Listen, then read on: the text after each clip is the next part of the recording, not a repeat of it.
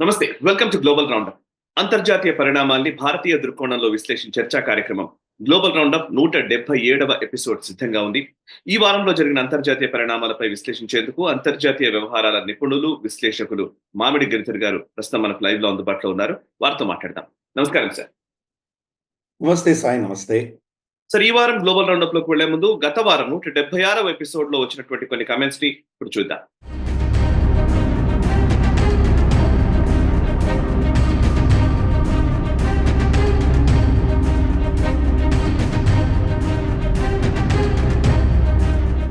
So చూసారు కదా 176వ episode లోని కమెంట్స్ అవి. ఇప్పుడు ఈ వారం చాలా సీరియస్ పరిణామాలు చోటు చేసుకున్నాయి. ముఖ్యంగా సిరియాలో రెజీమ్ చేంజ్ కనబడుతోంది అండ్ అమెరికాలో కొన్ని కొత్త పరిణామాలు చోటు చేసుకున్నాయి. కెనడా ప్రతిష్టంభన కనబడుతోంది.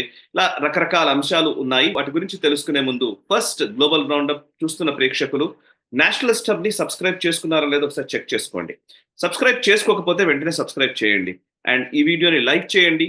కమెంట్స్ ద్వారా మీ అభిప్రాయాలు తెలపడం వల్ల ఈ వీడియో ట్రాక్షన్ పెంచిన వాళ్ళు అవుతారు అండ్ ఈ వీడియోని ఎక్కువ మందికి షేర్ చేసే ప్రయత్నం కూడా చేయండి.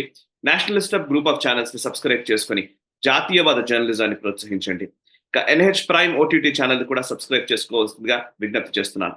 ఇక ఈ వారం అంశాల్లోకి వెళదాము. ఈ వారం మనకు ముఖ్యంగా ఫస్ట్ కనబడుతున్నది సిరియా గురించి మనం మాట్లాడాలి. సార్ గిరిధర్ సార్, మనం లాస్ట్ వీకే మనం మాట్లాడుకున్నాము కొంత సిరియాలో అసద్ రెజీమ్ పడిపోయే అవకాశం కనబడుతోంది అనేది మీరు గతంలో చెప్పారు. యాక్చువల్లీ ఆల్రెడీ అక్కడ వీళ్ళు హెచ్టిఎస్ టేక్ ఓవర్ చేస్తున్న సందర్భంలోనే మనకు కనిపించింది. హయత్ తహ్రీర్ అల్ షామ్ అనే ఆర్గనైజేషన్ ఏదైతే ఉందో వాళ్ళు పూర్తిగా టేక్ ఓవర్ చేస్తున్నారు అండ్ అసద్ ని గద్దె దించడానికి నాకు తెలిసి వెస్ట్రన్ మీడియా దాన్ని ప్రొజెక్ట్ చేస్తున్న విధానము అవన్నీ చూస్తుంటే కూడా పూర్తిగానే ఇది వెస్టర్న్ కంట్రీస్ సపోర్ట్ తోనే ఇది జరుగుతున్నట్టుగా కనబడుతోంది మనకైతే. సో ప్రస్తుతం ఈ వారంలో జరిగిన పరిణామాలు ఒకసారి చెప్పండి అండ్ మిగతా దేశాల రియాక్షన్స్ ఏంటి అండ్ భారత వైఖరి ఏ విధంగా ఉండాలి అండ్ మనపైన ఎటువంటి ప్రభావం ఉంటుంది ఇవన్నీ మనం తర్వాత డిస్కస్ చేద్దాం. ఫస్ట్ ఈ వారంలో జరిగిన పరిణామాలు ఒకసారి ఎక్స్ప్లెయిన్ చేస్తారా? ఇది మనకు చూస్తే కనుక జో బైడెన్ ప్రభుత్వం 40 రోజుల్లో దిగిపోతుంది అని మనకు తెలుసు.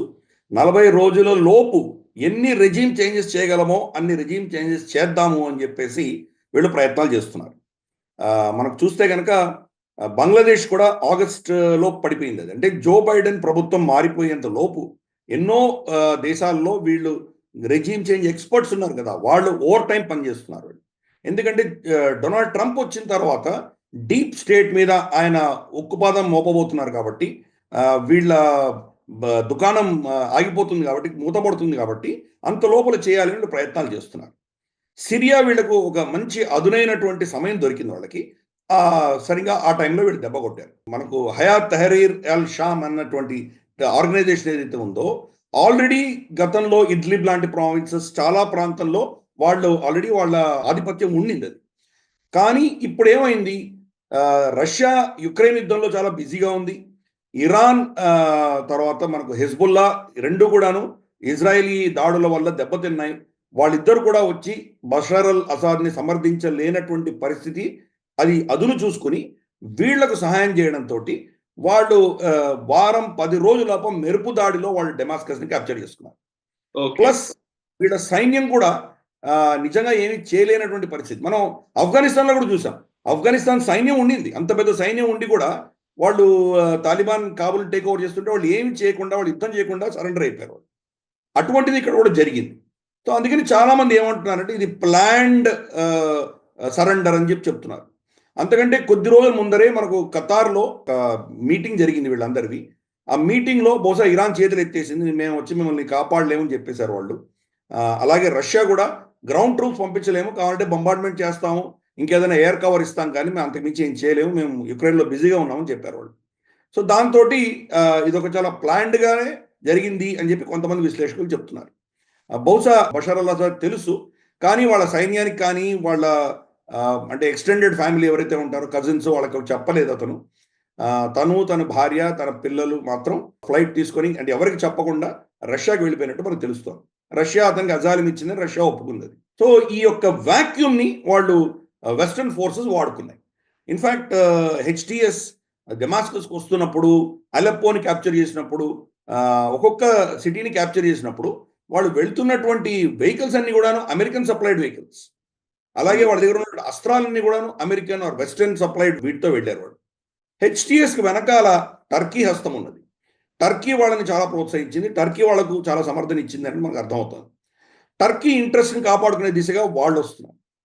కింద అదే అదును చూసుకుని డెమాస్కస్ పడిపోయి బషర్ అల్ అసద్ వెళ్ళిపోయిన తర్వాత ఇది ఒక ఆపర్చునిటీగా తీసుకుని ఇజ్రాయెల్ గొలాన్ హైట్స్ దాటి ఒక కొంత బఫర్ జోన్ ఉంది, ఆ బఫర్ జోన్ ని తన అధీనంలోకి తీసుకుంది. ఇది యునైటెడ్ నేషన్స్ బఫర్ జోన్. ఆ బఫర్ జోన్ ని వీళ్ళు ఇజ్రాయెల్ వెళ్ళి ఆక్యుపై చేసింది. అక్కడ మౌంట్ హెరాన్ అని చెప్పి ఒక పర్వతం ఉంది. ఆ మౌంట్ హెరాన్ అన్న పర్వతము సిరియాలో అన్నిటికంటే పెద్ద పర్వతం అది. ఆ పర్వతాన్ని ఇజ్రాయెల్ తమ చేజిక్కించుకుంది. సో అక్కడి నుంచి ఒక 40-50 కిలోమీటర్ దూరంలో ఉన్నటువంటి డెమాస్కస్ ని వాళ్ళ కొండ మీద నుంచి వాళ్ళు ఈజీగా కంట్రోల్ చేయొచ్చు. అలాగే ఇటు సైడ్ లెబనాన్ సైడ్ కూడా వాళ్ళు హిజ్బుల్లాని ఎలా కంట్రోల్ చేయాలో కంట్రోల్ చేయొచ్చు. అందుకని ఒక ఇంపార్టెంట్ హైట్ ని వాళ్ళు టేక్ ఓవర్ చేశారు. ఇమ్మీడియట్ గా యునైటెడ్ నేషన్స్ నుంచి ఒక విధమైనటువంటి స్పందన వచ్చింది.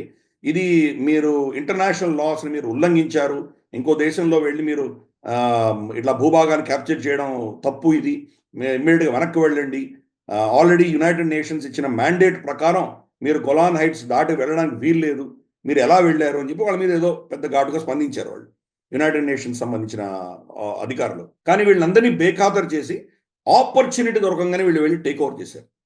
అటువంటిది మనం కూడా బహుశా నేర్చుకోవాలి ఈ పాఠాలన్నీ మనకి. ఎందుకంటే 1965లో ఎన్నో బలిదానాలు ఇచ్చి మనం హాజీ పీర్ పాస్ ని మనం మన అధీనంలోకి తీసుకున్నాం మనం.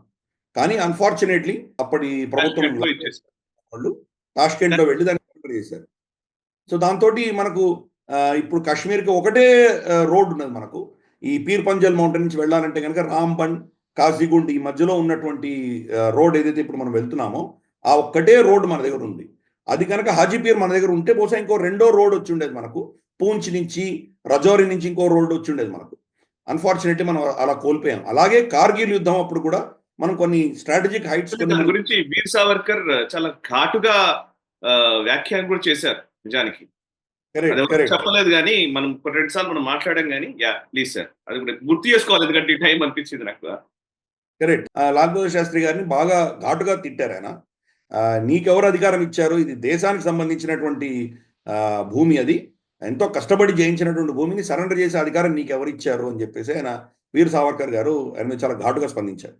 అలాగే మనకు కార్గిల్ యుద్ధంలో కూడా కొన్ని పీక్స్ మనం మన అధీనంలో తీసుకొని ఉండిండొచ్చు, అది చేయలేదు.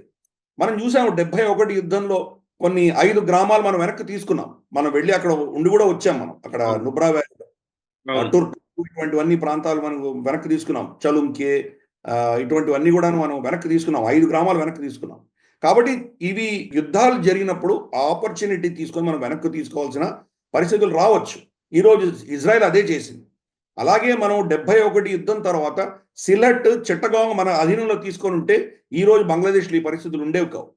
కానీ అన్ఫార్చునేట్లీ మనం అది కోల్పోయాం. మనం ఇప్పటికి కూడా మనం సిలట్, చిట్టగాంగ్ లో హిందువుల మెజారిటీ ఎంత ఉందో మనం చూసాము, వాళ్ళని ఎలా పీడిస్తున్నారో మనం చూస్తున్నాం మనం. కాబట్టి ఇజ్రాయెల్ అటువంటి తప్పుదం చేయలేదు. వాళ్ళకు ఆపర్చునిటీ దొరకంగానే ప్రపంచం ఏమనుకుంటుందో, యునైటెడ్ నేషన్స్ ఏమనుకుంటుందో, మనకి ఎవరు ఎట్లాంటి సర్టిఫికెట్లు ఇస్తారో అని బేఖాతరు చేసి పట్టించుకోకుండా వాళ్ళు వెళ్ళి వాళ్ళ స్ట్రాటజిక్ హైట్స్ వాళ్ళు ఆక్యుపై చేసుకున్నారు. సో ఇది అక్కడ జరిగినటువంటి పరిణామం. దాంట్లో ఇప్పటికి కూడా సిరియా అన్నది కుక్కలు చింపేసిన విస్తర్లా తయారైంది. హెచ్టిఎస్ కి కంప్లీట్ కంట్రోల్ లేదు. బషర్ అల్ అసాద్ కూడా 50-60% కంట్రోలే ఉండేది. వీళ్లకు కంట్రోల్ అంతనే ఉన్నది. ఇంకా ఇతరత్ర అక్కడ తన్జీమ్లు ఎవరైతే ఉన్నారో వాళ్ళ కంట్రోల్ కొన్ని ప్రాంతాలు ఉన్నాయి. ఉత్తరాన కుర్దీలకు చాలా పెద్ద భాగం వాళ్ళ కంట్రోల్లో ఉంది. టర్కీ వాళ్ళని న్యూట్రలైజ్ చేయాలి అని చెప్పి హెచ్టిఎస్కి సపోర్ట్ ఇస్తున్నాడు టర్కీ, ఎర్డోగాన్. ఎందుకంటే అతనికి కుర్దుల వల్ల చాలా ప్రాబ్లం ఉంది. అతనికి కుర్డ్స్ అందరూ కూడా కుర్దిస్తాన్ తయారు చేసుకోవాలని వాళ్ళు ప్రయత్నాలు చేస్తున్నారు. కుర్దీ ప్రాంతాలన్నీ 4 దేశాల్లో విస్తరించి ఉన్నాయి. ఇరాక్లో, ఇరాన్లో, టర్కీలో, తర్వాత మనకు సిరియాలో 4 దేశాల్లో విస్తరించి ఉంది. బ్రిటిష్ వాళ్ళు 45, 46, 47 అంటే రెండవ ప్రపంచ యుద్ధం అయిపోయిన తర్వాత వాళ్ళ అధీనంలో ఉన్నటువంటి ప్రాంతాలన్నింటినీ కూడాను 2 ముక్కలు చేసి దేశాల్లో విభజించి వెళ్ళిపోయారు వాళ్ళు. ఎక్కడ చూసినా, ఇక్కడ కాదు, ఆఫ్రికాలో కాదు, ఎక్కడ చూసినా ఇదే స్టోరీ. అదే పని వాళ్ళు చేసి వెళ్ళారు. మనకు తెలిసిందే పాకిస్తాన్ తయారు చేశారు, బంగాల్ని 2 ముక్కలు చేశారు, పంజాబ్ని 2 ముక్కలు చేశారు, కశ్మీర్ 2 ముక్కలు చేశారు, బలూచిస్తాన్ 3 ముక్కలు చేశారు, పష్తూనిస్తాన్ 2 ముక్కలు చేశారు. ఎన్ని ముక్కలు మన ప్రాంతంలో జరిగినాయి మనం చూసినాం. అలాగే అక్కడ కూడా ఈ కుర్దీలకి దేశమే ఇవ్వకుండా కంప్లీట్గా 4 దేశాలు స్ప్రెడ్ చేసి వదిలేశారు వాళ్ళు. సో ఇటువంటివి చాలా తప్పిదాలు చేశారు. అలాగే డ్రూజ్ అని చెప్పేసి ఒక సపరేట్ మతం ఉన్నది. మేము ముస్లిమ్స్ కాదు అని చెప్పుకుంటారు వాళ్ళు. వాళ్ళు కూడా మెజారిటీ సిరియా, దక్షిణ సిరియాలో ఉంటారు, కొంత లెబనాన్లో ఉంటారు, కొంత గొలాన్ హైట్స్ ఇజ్రాయెల్ అధీనంలో ఉన్న ప్రాంతంలో ఉంటారు వాళ్ళు. వాళ్ళని కూడా 3 ముక్కలు చేసి వదిలిపెట్టారు. సో ఈ యొక్క పరిస్థితి బహుశా ఈరోజు మారేటువంటి అవకాశాలు కనిపిస్తున్నాయి మనకు.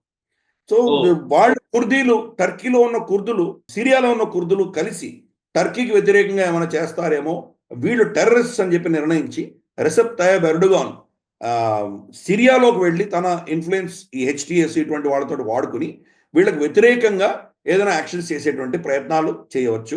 దానివల్ల అక్కడ రక్తపాతం చాలా ఉండవచ్చు. కుర్దుల చేతిలో 9,000 మంది ఐసిస్ టెర్రరిస్టులు బందీలుగా ఉన్నారు. మరి వాళ్ళు కుర్దులు కనుక దెబ్బతిని వీళ్ళు బయటకు వస్తే ఇంకా మరి ఇక్కడ పరిస్థితి ఏమవుతుందో మనం ఇమాజిన్ చేసుకోవచ్చు. సో ఇది అక్కడ ఉన్నటువంటి పరిస్థితి. కుర్దులకు టెక్నికల్గా అమెరికా అలై, అమెరికా వాళ్ళని సమర్థిస్తాం. కానీ నేటో మెంబర్ అయినటువంటి టర్కీ అమెరికన్ అలై అయినటువంటి కుర్దులకు వ్యతిరేకంగా వీళ్ళు పోరాటం చేస్తున్నారు, వాళ్ళ మీద దాడులు చేస్తున్నారు. సో ఎంత కిచిడి అయిందో మనం అర్థం చేసుకోవచ్చు. రోజు మనం రాసినటువంటి చూస్తున్నటువంటి మ్యాప్ సిరియా మనకి ఇంకా ఉండబోతుంది. బహుశా కుర్దుల ఇన్ఫ్లుయెన్స్ నార్త్లో ఉంటుంది. టర్కీ కొంత భాగం వాళ్ళ అధీనంలో తీసుకోవచ్చు, కొంత ఇజ్రాయెల్ వాళ్ళ అధీనంలో తీసుకుంటుంది. ఈ 3 దేశాలు తీసుకున్న తర్వాత మిగిలిపోయిన ముక్క 2, 3 వర్గాలు దాన్ని వాళ్ళ అధీనంలో ఉంచుకుంటాయి. అలవైట్ ఎవరైతే మన బషర్ అల్ అసాద్కు సంబంధించినటువంటి గ్రూప్ ఏదైతే ఉందో, వాళ్ళ జాతి ఏదైతే ఉందో, వాళ్ళకు కూడా ఇన్ఫ్లుయెన్స్ ఉన్నట్టు చిన్న ప్రాంతం ఉంది. అక్కడ బహుశా వాళ్ళు హెచ్టిఎస్కి వాళ్ళు లొంగరు, వాళ్ళ సపరేట్గా పెట్టుకుంటారు. హెచ్టిఎస్ సపరేట్గా ఉంటుంది. బహుశా ఐసిస్ మళ్ళీ కొంత ప్రాంతం వాళ్ళు టేక్ ఓవర్ చేసేటువంటి పరిస్థితులు కనిపించవచ్చు మనకు. ఇది అక్కడ భౌగోళికంగా ఇజ్రాయెల్లో ఉన్నటువంటి పరిస్థితి. కానీ దీని మీద అందరూ ఎవరికి లాభం నష్టం అని కూడా మనం లెక్కగట్టు చూసామంటే మనకు గణనీయంగా దీనిలో నష్టపోయింది ఇరాన్. ఎందుకంటే ఇరాన్ బషర్ అల్ అసాద్ కూడా అతను ఒక టైప్ ఆఫ్ షియా కాబట్టి సిరియా నుంచి లెబనాన్లో ఉన్నటువంటి హిజ్బుల్లాకి వీళ్ళు సప్లైస్ పంపించేవాడు, అస్త్రాలు ఇవన్నీ పంపించేవాడు. ఈరోజు ఆ చైన్ కట్ అయిపోయింది. ఎందుకంటే హెచ్టిఎస్ అనేది కంప్లీట్గా సున్నీ ఆర్గనైజేషన్. వాళ్ళు బషర్ అల్ అసాద్కి వ్యతిరేకంగా, ఇరాన్కి వ్యతిరేకంగా ఉన్నటువంటి ఆర్గనైజేషన్. వెస్ట్ సపోర్ట్ తోటి అతను వచ్చాడు కాబట్టి ఈ యొక్క చైన్ కట్ అయింది. ఇది చాలా కీలకమైంది. అంటే వాళ్ళకు ఉన్నటువంటి ఏవైతే వింగ్స్ ఉన్నాయో, ఇరాన్కు ఉన్నటువంటి హిజ్బుల్లా, హమాస్, హౌతీలు ఇటువంటి వాళ్ళు ఎవరైతే ఉన్నారో వాళ్ళని ఒకరొకరుగా కట్ చేసుకుంటూ వెళ్తోంది ఇజ్రాయెల్ వెస్ట్, మనం అలా చూడొచ్చు. కాబట్టి ఇరాన్ బాగా దెబ్బతింది. రెండవది రష్యా దెబ్బతింది. ఎందుకంటే రష్యాకు అక్కడ నేవల్ బేస్ ఉంది. అలాగే మనకు అక్కడ వాళ్ళకు ఒక రష్యన్ ఆర్మీకి సంబంధించిన ఒక బేస్ కూడా సిరియాలో ఉంది. బషర్ అల్ అసాద్ ఇచ్చాడు అక్కడ. ఇప్పుడు వాళ్ళ పరిస్థితి ఏమవుతుంది? ఆ నేవల్ బేస్ అనేది రష్యాకి చాలా కీలకమైంది. ఎందుకంటే మెడిటరేనియన్ సీలో, సిరియా సీ కోస్ట్లో వాళ్ళ బేస్ పెట్టుకోవడం వల్ల మొత్తం మెడిటరేనియన్ సీలో అమెరికన్ ఇన్ఫ్లుయెన్స్ని కౌంటర్ చేయడానికి వాళ్ళకు ఒక స్థానం ఉండేది. ఇప్పుడు అసాద్ రష్యాకే వెళ్ళిపోయాడు కదా. కరెక్ట్, అసాద్ రష్యాకి వెళ్ళిపోయాడు. సో కాబట్టి ఇప్పుడు మరి ఆ బేస్ నుంచి వాళ్ళు వెకేట్ చేయాల్సి వస్తే కనుక ఈ మొత్తం ప్రాంతంలో వాళ్ళ యొక్క ఇన్ఫ్లుయెన్స్ పడిపోతుంది. అలాగే వాళ్ళ అక్కడ ఉన్నటువంటి మిలిటరీ బేస్ని కూడా షిఫ్ట్ చేయాల్సి వస్తుంది. సో కాబట్టి రష్యా నెక్స్ట్ దెబ్బతినింది అది. మూడవది మనకు చూస్తే కనుక ఈ సున్నీ కూటమి ఏదైతే ఇంతవరకు సౌదీ అరేబియా ఆధిపత్యంలో సున్నీ కూటమి ఉందో వాళ్ళు కూడా దెబ్బతిన్నారు. ఎందుకు? ఇక్కడ సడన్గా టర్కీ ఇన్ఫ్లుయెన్స్ వచ్చింది. సో టర్కీ అంటే ఇప్పుడు షియాలు వెళ్ళిపోయారు, షియాల ప్రభావం తగ్గిపోయింది. మిగిలిపోయిన సున్నీలలో కూడా ఇప్పుడు 2 వర్గాలు తయారైనాయి. టర్కీ ప్రభావం పెరుగుతున్నది, సౌదీ అరేబియా ప్రభావం తగ్గుతున్నది. సో ఇలా ఇప్పుడు సున్నీ వర్సెస్ సున్నీ అయింది. గతంలో సున్నీ వర్సెస్ షియా ఉండేది, ఇప్పుడు సున్నీ వర్సెస్ సున్నీ తయారైంది. సో దీంతో ఇన్ని మార్పులు వచ్చినాయి. సో పెద్ద పెద్ద కీలకమైనటువంటి మార్పులు వచ్చినాయి. ఇది అక్కడ మనం దీనివల్ల భారతదేశంలో కూడా ప్రభావం ఉండొచ్చు అని చెప్పి చాలా మంది విశ్లేషకులు అంటున్నారు. ఎటువంటి ప్రభావం ఉంటుంది? బేసిక్గా ఏంటంటే మనకు ఆఫ్ఘనిస్తాన్లో గెలిచినప్పుడు కూడా వాళ్ళు ఏమనుకున్నారు, మేము పెద్ద అమెరికానే మేము జయించగలిగాము, సో మేము ఏమైనా చేయొచ్చు అన్నటువంటి ఒక సైకలాజికల్ అడ్వాంటేజ్ వస్తుంది. అలాగే ఇక్కడ ఉన్నటువంటి ఏదైతే మన దేశంలో కశ్మీర్లో ఉన్నటువంటి ఉగ్రవాదం అంతా కూడా ఆల్మోస్ట్ 100% సున్నీ ఉగ్రవాదమే. షియాల ఉగ్రవాదం మన దగ్గర లేదు లిటరల్గా. కాబట్టి సున్నీలు మేము అక్కడ పెద్ద పెద్ద శక్తులైనటువంటి షియాను ఓడించాము, రష్యాను ఓడించాము, చైనాను ఓడించాము. కాబట్టి మేము మా శక్తి వల్ల మేము ఏమైనా చేయొచ్చు, కశ్మీర్లో కూడా ఏమైనా చేయగలం అన్నటువంటి వాళ్ళకు ఒక సైకలాజికల్ అడ్వాంటేజ్ అన్నది ఒకటి ఉంటుంది. దానివల్ల ఇక్కడ ఏమైనా జరుగుతాయా అన్నది ఒక విషయం మనం గమనించాలి. దానికి అఫ్కోర్స్ ఒక చేంజ్ చూసామంటే సిరియా నుంచి పాకిస్తాన్ వరకు అంతా కూడా అస్థిర వాతావరణమే కనిపిస్తుంది మనకి. ఇన్ఫ్యాక్ట్ భారతదేశం మధ్యలో దీన్ని కనుక మినహాయించామంటే మియన్మార్ దాకా కూడా మొత్తం అస్థిరం అయిపోయి ఉంది.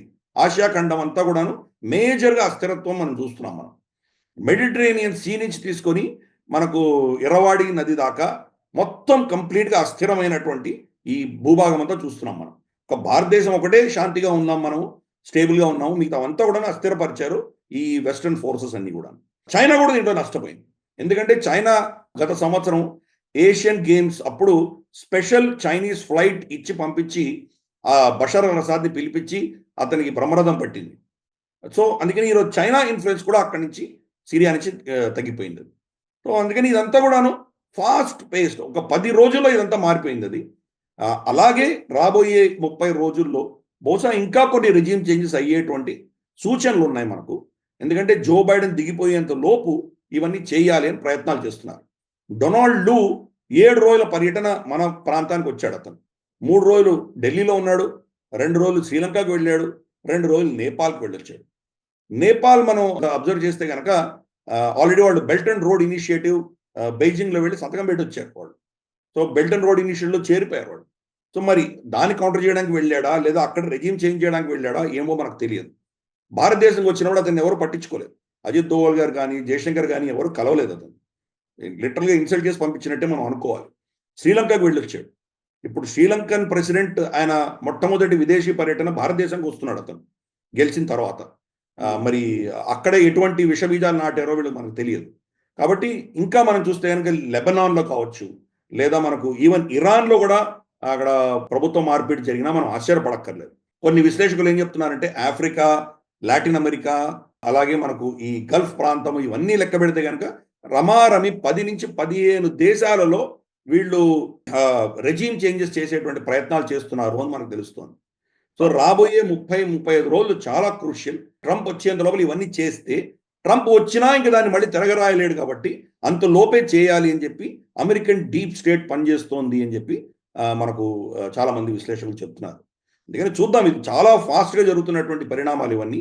బహుశా ప్రతి గ్లోబల్ రౌండప్లోనూ మనకు చాలా ఇటువంటివి కొన్ని ఏదో మేజర్ చారిత్రకంగా చాలా ఇంపార్టెంట్ అయినటువంటి ఘటనలు జరిగేటువంటి సూచనలు ఉన్నాయి వచ్చే 30-40 రోజుల్లో. అందుకని చూద్దాం, అది వచ్చినప్పుడు మనం అలాగే మనం విశ్లేషించుకుందాం.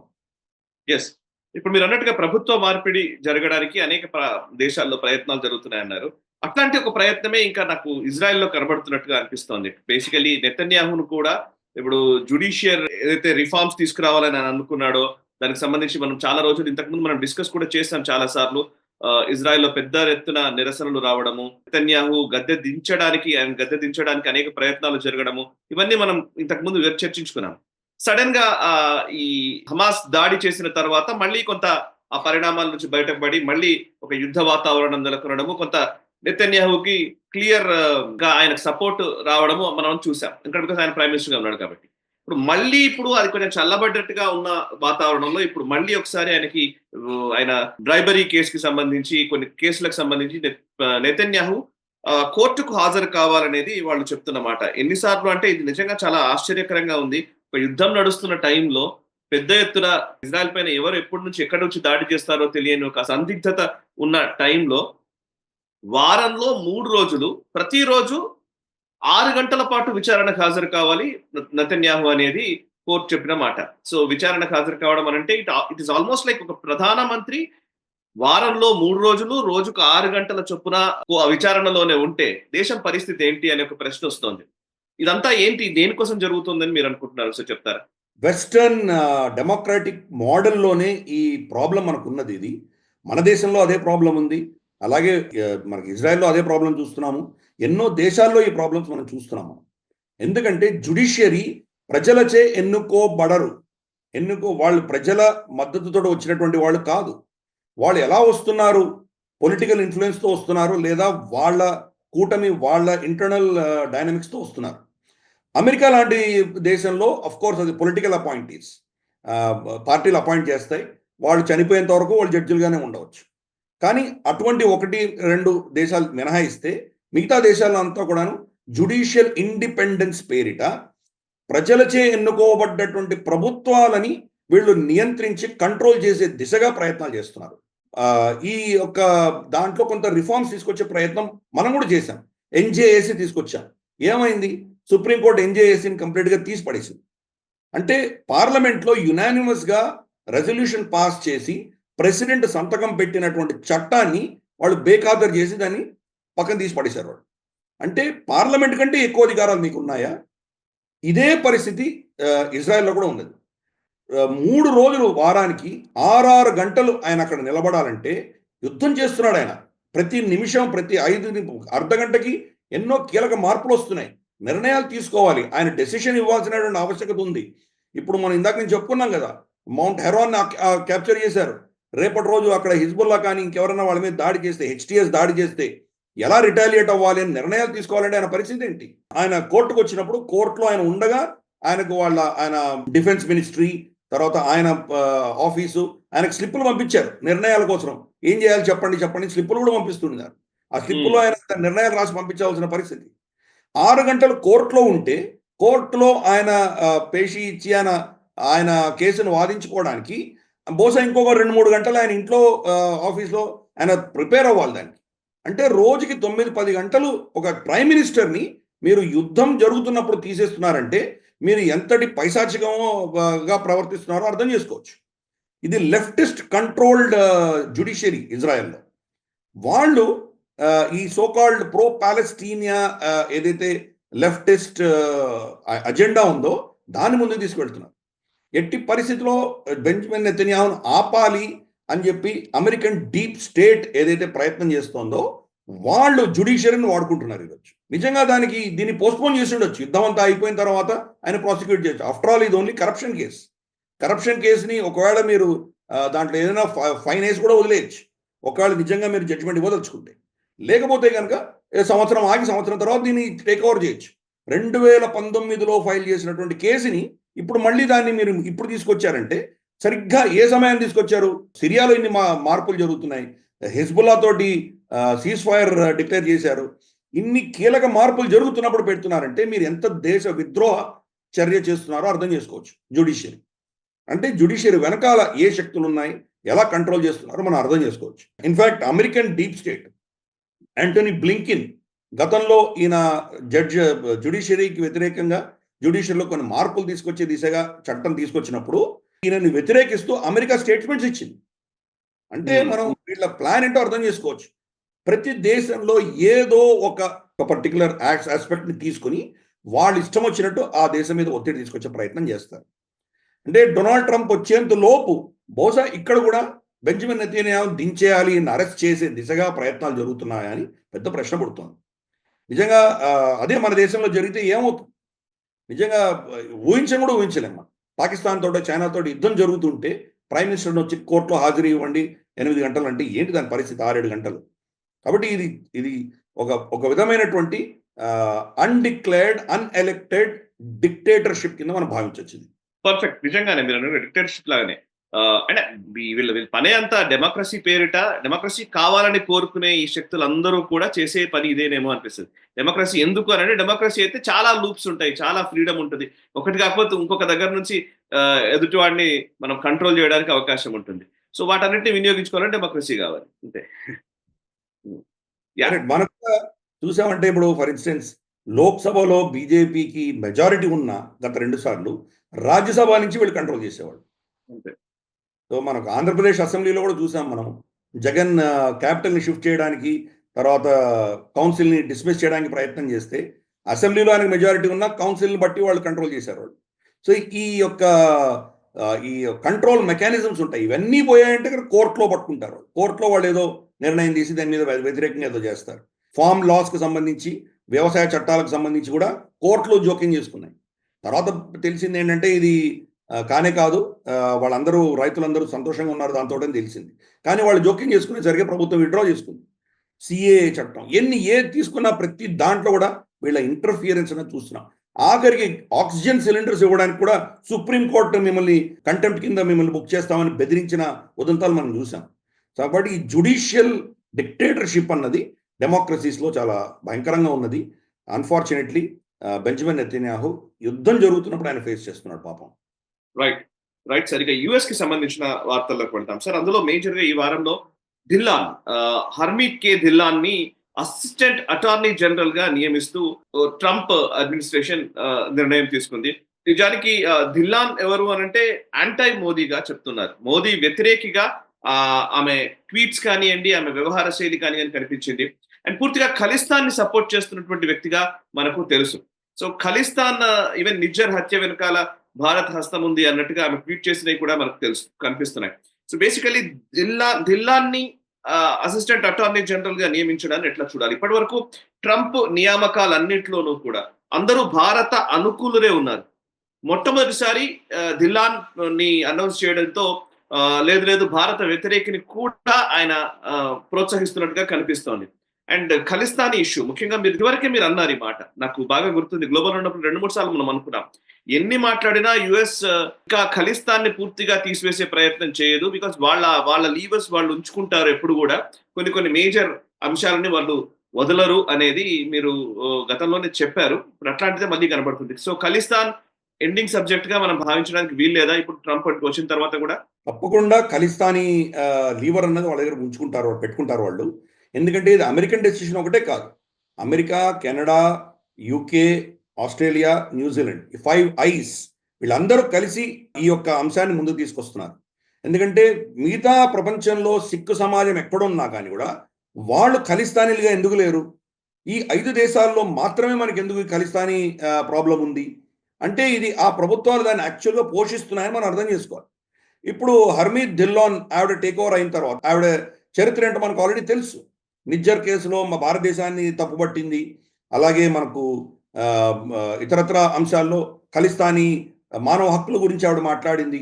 కాబట్టి అటువంటి వ్యక్తి ఇప్పుడు మానవ హక్కుల దాంట్లోకి వచ్చేసరికి చిన్న చితక ఇష్యూస్లో కూడా మనకు వ్యతిరేకంగా మానవ హక్కుల ఉల్లంఘన అంటూ మన మీద ఏదో ఒక ప్రెషర్ తీసుకొచ్చే ప్రయత్నం ఆవిడ చేస్తుంది. అన్ఫార్చునేట్ ఇది.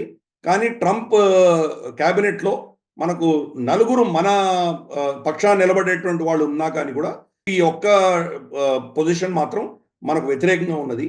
చూద్దాం మరి దాన్ని ఎలా హ్యాండిల్ చేయాలో, ఎలా ట్యాకిల్ చేయాలో చూద్దాం మనం. బహుశా మనం కూడా కొంత అగ్రెసివ్ స్టాండ్ కొన్ని విషయాల్లో తీసుకోక తప్పదు. లేటెస్ట్గా మనం అదానీ మీద వీళ్ళు చేసినటువంటి పిచ్చి అభియోగం ఏదైతే ఉందో దాని దృష్ట్యా అదానీ ఏం చేశారంటే, అదానీ కంప్లీట్గా అమెరికా నుంచి ఫండింగ్ ఏదైతే రావాల్సి ఉండిందో ఆ ఫండింగ్ని ఆయన తిరస్కరించారు. దాంతో ఇప్పుడు అమెరికా లీవరేజ్ శ్రీలంకలో పెట్టుకుందామని అనుకున్నటువంటి లీవరేజ్ ఇప్పుడు అమెరికాకు లేకుండా పోయింది. కాబట్టి మనకు కూడా తెలుసు అమెరికాని ఎక్కడ దెబ్బ కొట్టాలో అక్కడ కొడతాం మనం. బట్ అన్ఫార్చునేట్ ఈ యొక్క మానవ హక్కుల ఇష్యూలో మనల్ని ఇబ్బంది పెట్టడానికి మాత్రం కొన్ని ప్రయత్నాలు జరుగుతాయి ఈవిడ అక్కడ ఉండడంతో.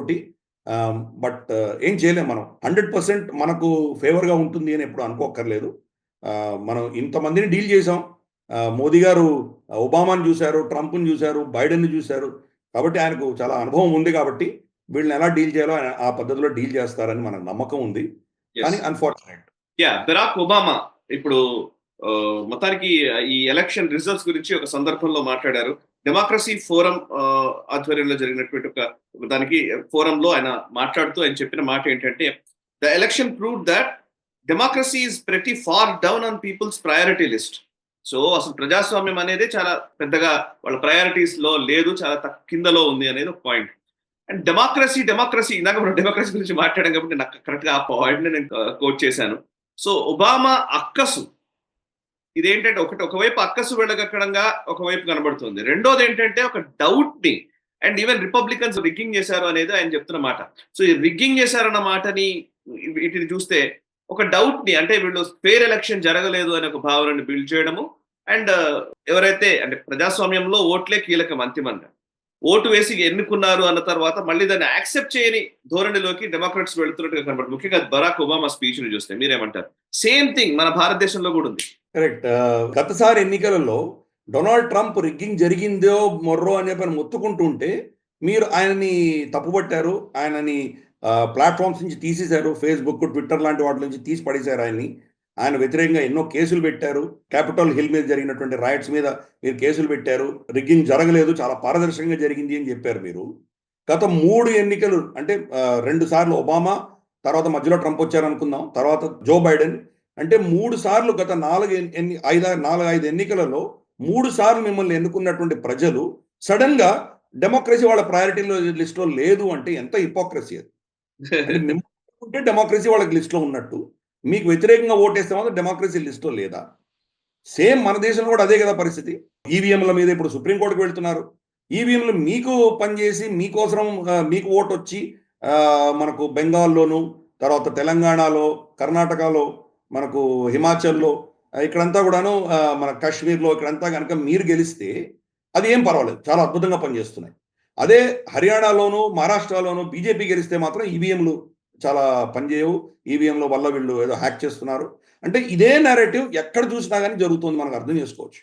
అందుకనే అమెరికాలో కూడా ఈరోజు ఒబామా లాంటి వ్యక్తి, అతను ఆల్రెడీ 2 సార్లు, రెండెందుకు 3 అందాం, ఈవెన్ జో బైడెన్ ప్రభుత్వం కూడా ఆయనే నడిపించారు కాబట్టి 3 సార్లు ఆయన గవర్నమెంట్ నడిపించిన వ్యక్తి, ఆయనకి ఎంతటి హేట్రెడ్, ఎంతటి అక్కసు ఆయనలో ఉన్నదో మనకు అర్థమవుతుంది. అబ్సల్యూట్ హిపోక్రాట్ నంబర్ 1 అటువంటి వ్యక్తి ఆయన. ఇన్‌ఫాక్ట్ క్యాంపెయినింగ్‌లో బ్లాక్ పురుషులను ఉద్దేశించి మీరు గనక డొనాల్డ్ ట్రంప్‌కి ఓటేస్తే అసలు మీకు చీము రక్తం లేనట్లు లెక్క, మీరు అసలు మనుషులే కాదు అంటూ ఆయన స్పీచ్ ఇచ్చింది వైరల్ కూడా అయింది అప్పుడు. అంటే ఈ సమాజంలో ఉన్నటువంటి వ్యత్యాసాలను ఓటు బ్యాంక్‌గా మలిచే దిశగా నిర్లజ్జగా ప్రవర్తించాడు ఒబామా. అదే ఇప్పుడు కూడా అటువంటి స్టేట్మెంటే చేస్తున్నాము. ప్లస్ అతనేమంటున్నాడు, జ్యుడిషియరీని మీరు వెపనైజ్ చేస్తున్నారు అని చెప్పి ఒక స్టేట్మెంట్ దీంట్లోనే ఈ స్పీచ్‌లోనే ఇచ్చాడు అతను. డెమోక్రసీ ఫోరంలో మాట్లాడుతూ. రిపబ్లికన్స్ జ్యుడిషియరీని వాళ్ళు వెపనైజ్ చేశారు అంటున్నారు. నిజంగా జ్యుడిషియరీని వెపనైజ్ చేసింది ఎవరు? ట్రంప్ మీద ఇన్ని ఫెలోనీ చార్జెస్ ఎప్పుడో 20, 30 ఏళ్ల క్రితం కేసులన్నీ కూడాను, ఎవరో ప్రాస్టిట్యూట్ తోటి ఆయనకున్నటువంటి సంబంధాలు ఏంటేంటో ఎక్కడెక్కడో తవ్వి ఆయన మీద కేసులు వేసి ఆయన మీద అరెస్ట్ వారెంట్లు ఇప్పించింది మీరు కాదా? పైపెచ్చు జ్యుడిషియరీ అసలు పనిచేయట్లేదు దేశంలో, జ్యుడిషియరీ సరిగా లేదు అని చెప్పి తన సొంత కొడుకుని తర్వాత 1500 మందికి క్షమాభిక్ష పెట్టినటువంటి జో బైడెన్ గురించి ఏమంటాం మనం? అంటే జ్యుడిషియరీ పనిచేయనటువంటి జ్యుడిషియరీని వాళ్ళు జ్యుడిషియరీ ఎవరి మాట వినట్లేదు అని మీరే చెప్తూ దాన్ని వీళ్ళు వెపనైజ్ చేశారనడంలో ఏమైనా అర్థం ఉందా? ఇప్పటికి కూడా డొనాల్డ్ ట్రంప్ మీద చాలా కేసులు ఉన్నాయి. ఆయనను అరెస్ట్ చేసి ప్రెసిడెంట్‌ని కూడా జైల్లో పెట్టగలరు వాళ్ళు కావాలంటే. అంతటి శక్తి వాళ్ళకి జ్యుడిషియల్ దీంట్లో ఉన్నది. కాబట్టి అక్కడ కూడా ఏంటంటే judiciary supreme court of USA వేరే. ప్రతి స్టేట్‌కి సుప్రీం కోర్ట్ ఉంటుంది. డెమోక్రాట్ రూల్డ్ స్టేట్స్‌లో మీరు సుప్రీం కోర్టును వాడుకొని న్యూయార్క్‌లో, ఇతరత్రా ప్రాంతాల్లో మీరు డొనాల్డ్ ట్రంప్‌కి వ్యతిరేకంగా ఎటువంటి దాన్ని జ్యుడిషియరీని అస్త్రంగా వాడుకున్నారో అందరికీ తెలిసిన విషయమే. అంటే ఎంత నిర్లజ్జగా ఇటువంటి ఆయన చేసిన తప్పులన్నీ కూడా అంత మన రిపబ్లికన్స్ మీద పడేస్తూ మేమేం తెలియదు, మేము చాలా పుణ్యాత్ములము, మేము చాలా పునీతులము అని చెప్పుకుంటున్నాడంటే ఎంత హిపోక్రాటో చూడొచ్చు. ఒబామా డీప్ స్టేట్‌కి ఒక పెద్ద అసెట్. డీప్ స్టేట్ ఏం చెప్తుందో అది మొత్తం గత 3 టర్మ్స్‌లో, ఆయన 2 టర్మ్స్, జో బైడెన్ ఒక టర్మ్‌లో డీప్ స్టేట్ అజెండాని ముందుకు తీసుకెళ్ళినటువంటి వ్యక్తి ఒబామా కాబట్టి ఆ డీప్ స్టేట్ అక్కసంతా మనకు కనిపిస్తోంది ఇప్పుడు. జనవరి 20 తర్వాత మరి ఎటువంటి చర్యలు డొనాల్డ్ ట్రంప్ తీసుకుంటారో, వీళ్ళనందరినీ ఎలా కంట్రోల్ చేయగలరో, మరి అటువంటి పరిస్థితిని వాళ్ళు డీప్ స్టేట్ తట్టుకుంటుందో తట్టుకోదో, మరి డైరెక్ట్‌గా డొనాల్డ్ ట్రంప్ మీదనే ఆయన ప్రాణానికే నష్టం వచ్చే దిశగా వీళ్ళు ఏమైనా చేస్తారా? ఇవన్నీ కూడా వేచి చూడాలి మనం. ఓకే. Right sir. ఇక కెనడాకి సంబంధించిన వార్తల్లోకి వెళ్దాం. మనం ఖలిస్తాన్ గురించి మాట్లాడుతున్నాం కాబట్టి, కెనడాలో గ్లోబల్ న్యూస్, కెనడాకి సంబంధించిన మీడియా సంస్థ గ్లోబల్ న్యూస్ ఒక వార్తా కథనాన్ని ప్రచురించింది. అందులో ఏంటంటే ఖలిస్తానీ సపోర్టర్స్ ఎవరైతే కొన్ని గురుద్వారాలకు సంబంధించినటువంటి వాళ్ళు భారతదేశానికి రావడానికి వీసా అప్లై చేసుకున్నాము. కానీ భారత కాన్సులేట్ నుంచి, ఇండియన్ కాన్సులేట్ నుంచి ఒక లెటర్ వచ్చింది. ఆ లెటర్‌లో ఏంటంటే భారతదేశాన్ని మేము పూర్తిగా గౌరవిస్తాము, ఇక్కడి సార్వభౌమాధికారాన్ని గౌరవిస్తాము అంటూ ముఖ్యంగా ఖలిస్తాన్ వేర్పాటువాదాన్ని విడనాడే విధంగా ఒక ఫామ్ మీద సంతకం చేయాలనంటే కొంతమంది సంతకం చేయలేదు, నేను సంతకం చేయలేదు, అందుకోసం వీసా రాలేదు అని చెప్పేసి వాళ్ళు ఇచ్చినట్టుగా గ్లోబల్ న్యూస్ స్టోరీ ఇచ్చింది. పాయింట్ ఏంటంటే అసలు ఇందులో అసలు మన దేశపు సార్వభౌమాధికారాన్ని యాక్సెప్ట్ చేయకుండా మన దేశం వీసా ఇవ్వకపోవడం అసలు అది పెద్ద సమస్య ఎలా అవుతుంది? అమెరికాకు సంబంధించి అమెరికన్ సావరిటీని మేము అసలు కేర్ చేయము అనంటే అమెరికా వీసా ఇస్తుందా? అసలు ఇంత చిన్న విషయము కానీ దాన్ని అంత పెద్ద భూతద్దంలో చూపిస్తున్నారు. దాన్ని ఎట్లా అర్థం చేసుకోవాలి అసలు? వీళ్ళ ఇలా అసలు యాక్చువల్లీ హిపోక్రసీ‌కి రావాలి ఇది నన్ను అడిగితే. అండ్ ఇంకొక పాయింట్ ఉంది సార్. ఇప్పుడు 1984 సిక్ రైట్స్‌ని అప్పుడు జరిగినటువంటి రైట్స్‌ని సిక్కుల ఊచకోత జరిగిన సందర్భంలో దాన్ని జెనోసైడ్‌గా ప్రకటించాలి అని ట్రూడో ఎప్పుడో ప్రతిపాదన చేస్తున్నాడు. జెనోసైడ్ అన్న మాటని ఎట్లా అర్థం చేసుకోవాలి? ఇప్పుడు అది దాన్ని ఎందుకని ఆ ప్రస్తావన తెచ్చారు? దీని వెనకాల మతలబేంటి? ఇది చూస్తే గనక ఆహ్, ఇంటర్ఫియరెన్స్ బై ఫారెన్ గవర్నమెంట్ అన్న పేరిట వీళ్ళు దాన్ని ముందుకు తీసుకొచ్చే ప్రయత్నం చేస్తున్నారు. సీబీసీ వాళ్ళ న్యూస్ ఎవరైతే ఉన్నారో వాళ్ళు ఈ యొక్క సో కాల్డ్ ఇన్వెస్టిగేషన్ చేశారు వాళ్ళు. ఏ దేశమైనంత అంత అంటే పిచ్చి పని ఎవరైనా చేయగలరా? నిజంగా చూస్తే గనక అటువంటి లెటర్ మనం ఇచ్చి దీన్ని సంతకం పెట్టండి అని మనం ఏమైనా అడుగుతామా? ఏ దేశమైనా అడుగుతుందా ఫస్ట్? ఒకవేళ సంతకం పెట్టినా, వాడు వీసా కోసం సంతకం పెట్టినా, వాడిలో ఉన్నటువంటి భావజాలం మారుతుందా? ఏం మారదు గదా! కాబట్టి అంత పిచ్చి పని మనం ఎందుకు చేస్తాం? మనం మన ఇంటెలిజెన్స్ లెటరే ప్రకారం బయటకొస్తది అట్లయితే. కరెక్టే. కాబట్టి ఆ లెటర్ అన్నదే ఫేక్ ఫస్ట్. ఎక్కడా మన ఎంబసీ ఎక్కడ అటువంటి లెటర్ ఇవ్వలేదు. మాకు అలిజెన్స్ చూపించండి ఇవన్నీ ఎవడు రాయడు. వాడు మన దేశానికి వ్యతిరేకంగా ప్రవర్తిస్తున్నాడు అని మనకు తెలిసినప్పుడు మన ఇంటెలిజెన్స్ వాడికి వీసా ఇవ్వడము అంతే సింపుల్. ఏ దేశానికైనా ఈ అధికారం ఉంది. వీసా అన్నది సావరెన్ అధికారం.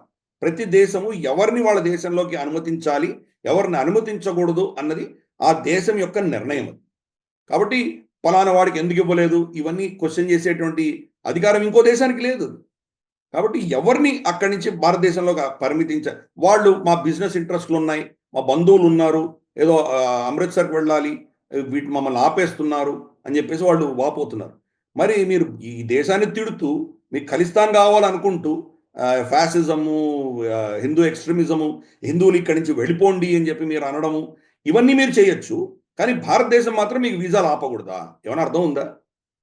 సో, అందుకని ఇది వాళ్ళ హిపోక్రసీయే కాదు. ఇది ఒక పెద్ద అంటే భారతదేశాన్ని ఏదో ఒక బూచిగా చూపించి, ఒక ఎక్స్‌ట్రీమ్ దేశంగా చూపించేటువంటి ప్రయత్నాలు వాళ్ళు చేస్తున్నారు వాళ్ళు. కానీ మనం చాలా క్లియర్‌గా ఉన్నాము. ఈ యాంటీ ఇండియా ఫోర్సెస్ ఎవ్వరికీ గూడాను వీసాలు ఇవ్వము. వాళ్ళ ఓఐసీ కార్డులన్నీ గూడా మనం జప్తు చేసుకున్నాము. అవన్నీ క్యాన్సెల్ చేశాం మనము. కాబట్టి భారతదేశానికి వ్యతిరేకంగా మీరు ప్రవర్తించి, ఇక్కడికి వచ్చి మళ్ళీ మీరు స్వ మా వాక్ స్వాతంత్రం అని చెప్పుకునేటువంటి పరిస్థితులు మా దేశంలో అయితే మేము పర్మిట్ చెయ్యము. చాలా స్పష్టంగా మనం చూసాం మనం. గతంలో మన దేశాన్ని తిట్టినటువంటి వాళ్ళని మధ్యలోనే పంపించేసాం కూడా. ఇక్కడి నుంచి డిపోర్ట్ కూడా చేసాము. అటువంటి వాళ్ళ కేసులు కూడా మనకున్నాయి. కాబట్టి ఆ టఫ్ స్టాండ్ ఈ ప్రభుత్వం తీసుకుంటోంది. గత ప్రభుత్వాలు తీసుకునేవి కావు అవి. అది వాళ్ళకి నచ్చట్లేదు. హాయిగా విచ్చలవిడిగా వాళ్ళొచ్చి వాళ్ళ ఖలిస్తానీ అజెండాని అక్కడ నడిపించుకుంటూ మళ్ళీ దేశానికి వచ్చి పోతూ ఉండడం అనేది హాయిగా అనుకున్నారు వాళ్ళు. కానీ ప్రభుత్వం ఎప్పుడైతే టఫ్ స్టాండ్ తీసుకుందో అది వాళ్ళకి నచ్చట్లేదు. Absolute hypocrites. కరెక్ట్. 1984 రైట్స్ గురించి అడిగాం. దాన్ని జెనోసైడ్ కింద డిక్లేర్ చేసే ప్రయత్నం జరుగుతుంది.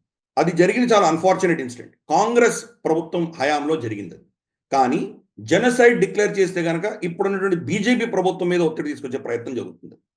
అంటే జెనోసైడ్ అని డిక్లేర్ అయిందంటే గనక మా సముదాయానికి సిక్కు సముదాయం మీద జెనోసైడ్ జరిగింది కాబట్టి మాకు వేరే దేశం కావాలి, ఖలిస్తాన్ కావాలి అన్నటువంటి ఒక లాజిక్ బిల్డ్ అవుతుంది అక్కడ. దానిని వాడుకొని యునైటెడ్ నేషన్స్‌లో, సెక్యూరిటీ కౌన్సిల్‌లో రెజల్యూషన్స్ తీసుకొచ్చే ప్రయత్నాలు చేస్తారు వాళ్ళు. అది జెనోసైడా? జెనోసైడ్‌కి కొన్ని డెఫినిషన్స్ ఉన్నాయి. ఒక 3, 4 రోజులు, వారం రోజులు జరిగినటువంటి అల్లర్లని రయట్స్ అంటారు. అంతకంటే పెద్ద రయట్స్ చాలా జరిగినాయి. బాబ్రీ మస్జిద్ డిమాలిషన్ అప్పుడు జరిగింది. ఇతరత్రా మనకు మొన్న రీసెంట్‌గా చూస్తే బంగాల్ ఎన్నికల తర్వాత జరిగినాయి. ఎన్నో రయట్స్ జరుగుతాయి. జరిగిన ప్రతి రయట్‌ని కాశ్మీరీ జెనోసైడ్ కింద పండిట్ల మీద జరిగింది జెనోసైడ్. కాశ్మీరీ పండిట్ల మీద జరిగింది జెనోసైడ్ నిజానికి. ఎథ్నిక్ క్లిన్సింగ్ అలా మొత్తం తుడిచిపెట్టే ఒక ప్రయత్నం చేయడం. కరెక్ట్. దాన్ని డిక్లేర్ చేయలేదు. కానీ దీన్ని డిక్లేర్ చేసే ప్రయత్నం చేస్తున్నారు. సో, దానిని కెనడా ప్రభుత్వం వాళ్ళ ఓట్ బ్యాంక్ కోసం దీన్ని అస్త్రంగా వాడుకునేటువంటి ప్రయత్నం చేస్తోంది. ఈ విషయంలో అక్కడ ఉన్నటువంటి హిందూ ఎంపీ చందన్ ఆర్య ఆయన దాన్ని చాలా ఘాటుగా దాన్ని వ్యతిరేకించారాయన. ఆయన చెప్పిందేంటంటే, "ఈరోజు నేను వ్యతిరేకించగలిగాను, దీన్ని ఆపగలిగాను. రేపటి రోజు నేను లేనప్పుడు వీళ్ళు డిక్లేర్ చేసినా మనం ఆశ్చర్యపడక్కర్లేదు. కాబట్టి చాలా ప్రమాదమైనటువంటి ఈ నిర్ణయాలు ఇవన్నీ" అని కూడా ఆయన చెప్పడం మనం చూసాం మనం. ఇంకొక బహుశా 7, 8 నెలలు పాటు మనకి ఒక విధమైన తలనొప్పి తప్పదు మనకు. జస్టిన్ ట్రూడో ప్రభుత్వం ఉన్నంత వరకు ఇటువంటి పిచ్చి చర్యలు చేస్తాడు. కానీ డొనాల్డ్ ట్రంప్ వచ్చిన తర్వాత మరి అతన్ని ఎలా కంట్రోల్ చేస్తాడో వేచి చూడాలి మనం. డొనాల్డ్ అల్టిమేట్ ట్రంప్ చాలా ఆయన్ని ఇన్సల్ట్ చేసాడు కదా సార్? కరెక్ట్. డొనాల్డ్ ట్రంప్ ఆయన మెక్సికో మీద, తర్వాత మనకు కెనడా మీద 25% నేను టారిఫ్స్ వేస్తాను అని చెప్పేసి ఆయన ట్యాక్సులు వేస్తాను, ఇంపోర్ట్ డ్యూటీ వేస్తాను అని బెదిరించేసరికి జస్టిన్ ట్రూడో పరిగెత్తుకుంటూ వెళ్ళి ట్రంప్ ఇంట్లో మరా ఏ లాగు అక్కడ వెళ్ళి ఆయన కలిశారు. కలిసి ఇది వేస్తే కనుక మేము చాలా ఇబ్బందులు పడతాం, కెనడా తట్టుకోలేదు, 25% ట్యాక్స్ మేము భరించలేము అని చెప్పి ప్రాధేయపడ్డాడు. ఆ సమయం చూసుకొని డొనాల్డ్ ట్రంప్ అతన్ని ఎంత ఇన్సల్ట్ చేయాలో అంత ఇన్సల్ట్ చేసి పంపించాడు. కెనడా యునైటెడ్ స్టేట్స్లో కలిసిపోతే 51 స్టేట్గా మీరు మా దేశంలో విలీనం అవ్వండి, అప్పుడు మీకు టారిఫ్స్ బెడద ఉండదు అని చెప్పాడు అతను. అంటే నేను వేసి తీరుతానని. తర్వాత కూడా ఇంకొక సందర్భంలో గవర్నర్ ఆఫ్ కెనడా అని మొదలుపెట్టాడు. ఆయన్ని ప్రైమ్ మినిస్టర్ ఆఫ్ కెనడా కాదు, గవర్నర్ ఆఫ్ కెనడా, అంటే ఆల్రెడీ అమెరికన్ స్టేట్ కింద ఆయన భావిస్తూ స్టేట్మెంట్ ఇచ్చాడు ఆయన. మీరు అక్కడి నుంచి ఇల్లీగల్ ఇమిగ్రెంట్స్ని ఆపండి, మీరు అక్కడి నుంచి వస్తున్నటువంటి డ్రగ్స్ని ఆపండి, మీరు ఇవి ఆపకపోతే మాత్రం మేము ఇది టారిఫ్స్ చేస్తానని బెదిరించాడు ఆయన. అందుకని ఆయన జస్టిన్ ట్రూడో భయంకరంగా అమెరికన్ రాబోయే ప్రెసిడెంట్ చేత ఇన్సల్ట్ అయి వెళ్ళినటువంటి వ్యక్తి. కాబట్టి రేపటి రోజు అతని అజెండాస్ అన్నీ కూడా ఖలిస్తానీ ఎజెండా కావచ్చు, లేదా ఇల్లీగల్ ఇమిగ్రెంట్స్ని అమెరికాలోకి తోసేటువంటి అజెండా కావచ్చు, ఇవన్నీ కూడాను డొనాల్డ్ ట్రంప్ చాలా టఫ్ స్టాండ్ తీసుకొని అతన్ని కంట్రోల్ చేయబోతున్నారు. కాబట్టి ఇమ్మీడియట్గా జస్టిన్ ట్రూడో కెనడాకి వెళ్ళంగానే బార్డర్ సెక్యూరిటీని పెంచి అక్కడ కొంత స్ట్రిక్ట్ గస్తీలు తిరిగి కంట్రోల్ చేసే దిశగా కొన్ని నిర్ణయాలు తీసుకున్నాడు. కానీ నిజంగా ట్రంప్ వచ్చిన తర్వాత ఇవన్నీ ఏమవుతాయో వేచి చూడాలి. వీళ్ళందరూ కూడాను అమెరికన్ అలైస్ అందరూ కూడాను ట్రంప్ వస్తున్నాడు అని చాలా భయంతో ఉన్నారు వాళ్ళందరూ. అందుకనే ట్రంప్ నుంచి డీ రిస్క్ చేయాలని చెప్పి నేటో ప్రయత్నం చేస్తుంది. ఇప్పుడే జో బైడెన్ ఉండగానే చాలా కమిట్మెంట్స్ ఇచ్చేసి మనకు యుక్రెయిన్కి వీళ్ళందరికీ ఇచ్చేసి దాన్ని లాక్ చేసేస్తే డొనాల్డ్ ట్రంప్ వచ్చినా దాన్ని మళ్ళీ తిరిగి రాయలేరు అన్న ప్రయత్నాలు ఈ అలైస్ అందరూ చేస్తున్నారు. సో అందుకని జస్టిన్ ట్రూడో అనేది ఒక పెద్ద జోకర్, చాలా ఈ లెఫ్టిస్ట్ భావజాలం ఉన్నటువంటి వ్యక్తి. వరల్డ్ ఎకనామిక్ ఫోరం క్లాస్ షవాబ్ చాలా క్లియర్గా చెప్పాడు, మా ప్రోడక్ట్ మేము తయారు చేసి ప్రైమ్ మినిస్టర్గా పెట్టినటువంటి వ్యక్తి జస్టిన్ ట్రూడో అని చెప్పాడు అతను. కాబట్టి డీప్ స్టేట్ యొక్క రిప్రజెంటేటివ్ జస్టిన్ ట్రూడో.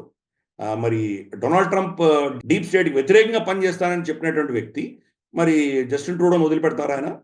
కాబట్టి చూద్దాం, మనకు కొంత డొనాల్డ్ ట్రంప్ వచ్చిన తర్వాత మనకు కూడా కెనడా నుంచి కొంత ఊరట వచ్చేటువంటి అవకాశాలు ఉన్నాయి. రైట్ సార్, ఇక యూకేకి సంబంధించిన వార్తలకు వెళ్దాం. యూకేలో ఒక నిజంగా ఇది ఎట్లా మీరు ఎక్స్ప్లెయిన్ చేయండి, ప్రెస్టీజియస్ హానర్స్ కలిగినటువంటి ఇద్దరి వాళ్ళ హానర్స్ ని రిమూవ్ చేశారు. వాళ్ళు ఎవరంటే లార్డ్ రామీ రేంజర్ ఆయన and at the same time Anil Bhanoth, ఇద్దరికి కూడా ప్రతిష్టాత్మకమైనటువంటి గౌరవాలు ఉన్నాయి. అదేంటంటే సిబిఈ అంటారు, commander of the order of the British empire ఒకరికి ఏమో officer of the order of the British empire.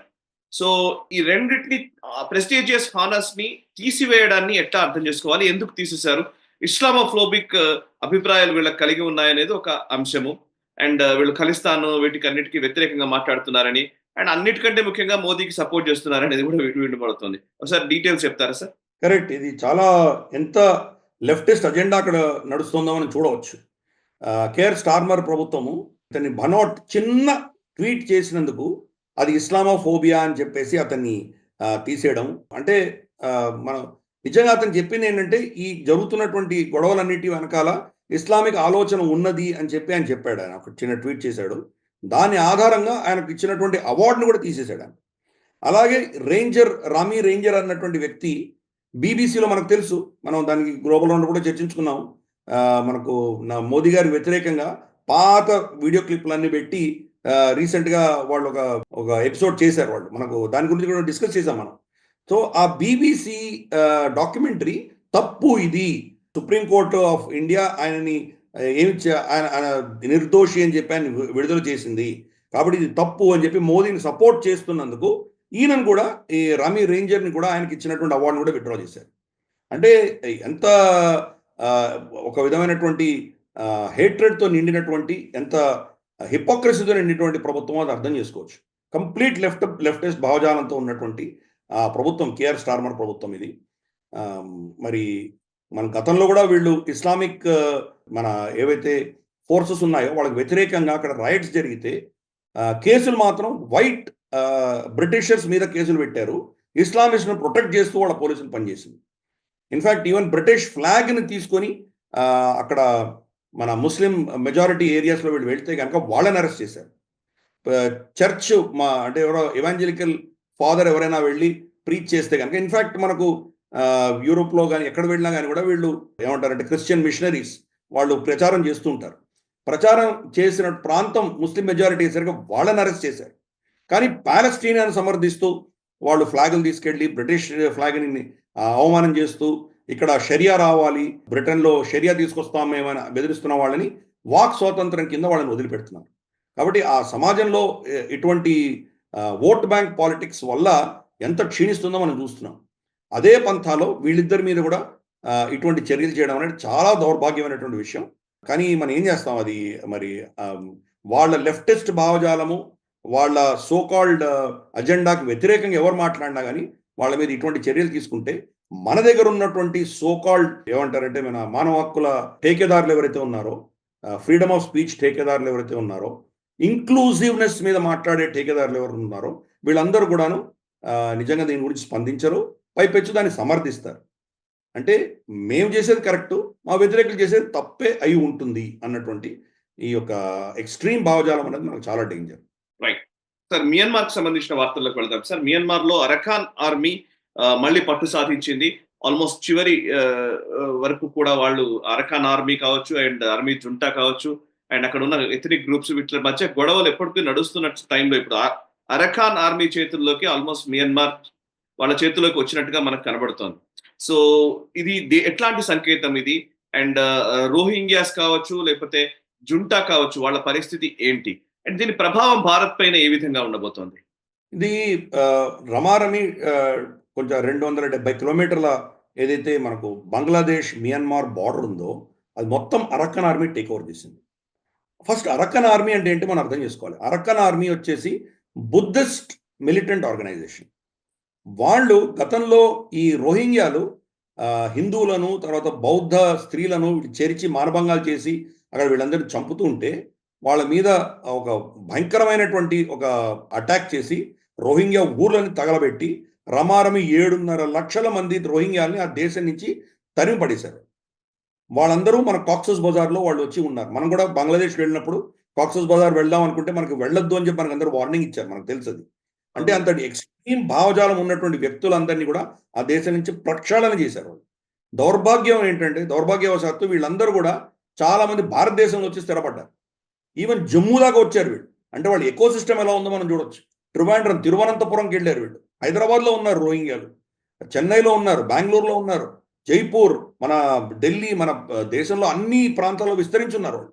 ఎంత ఎకో సిస్టమ్ మన దేశంలోకి వచ్చింది. మనకు ఎంత విషం మన సమాజంలో నిండి ఉందో మనం అర్థం చేసుకోవట్లేదు మనం.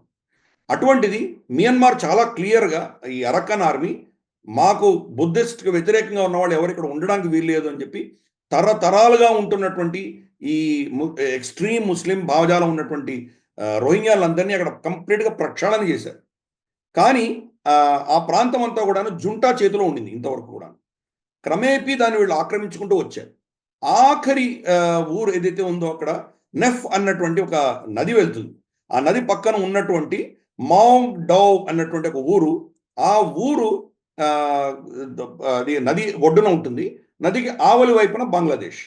ఈ యొక్క ఊరును వాళ్ళు కబ్జా చేసుకోవడంతో కంప్లీట్ బంగ్లాదేశ్ బార్డర్ అంతా కూడా అరక్కన్ ఆర్మీ చేతిలోకి వెళ్ళిపోయింది.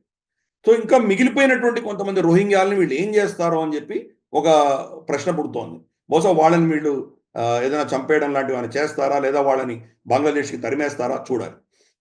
అలాగే అక్కడ ఉన్నటువంటి ఈ జుంటాకు సంబంధించి వాళ్ళ ఆర్మీ ప్రభుత్వానికి సంబంధించినటువంటి వ్యక్తులు ఎవరైతే ఉన్నారో వాళ్ళు పారిపోయే ప్రయత్నం చేస్తున్నారు. వాళ్ళు కూడా బంగ్లాదేశ్కి పారిపోదామని ప్రయత్నం చేస్తుంటే నెఫ్ నది ఏదైతే ఉందో ఆ నదిని నుంచి ఎవరు దాటడానికి వీల్లేదు అని చెప్పేసి వీళ్ళు అరక్కన్ ఆర్మీ నిర్ణయం తీసుకుంది. బంగ్లాదేశ్ నుంచి వచ్చే ట్రేడ్ ఆగిపోయింది, అలాగే ఇక్కడి నుంచి వెళ్ళే ఫెర్రీలన్నీ ఆగిపోయినాయి. దాంతో వీళ్ళు వాళ్ళ అధీనంలోకి వచ్చారు. ఆ పోలీసులు కావచ్చు, లేదా మనకు వాళ్ళ ఆర్మీకి సంబంధించిన వ్యక్తులు కావచ్చు, బంగ్లాదేశ్ పారిపోయి శరణు తీసుకుందాం అనుకున్న వాళ్ళందరూ కూడాను ఇప్పుడు పారిపోలేనటువంటి పరిస్థితి.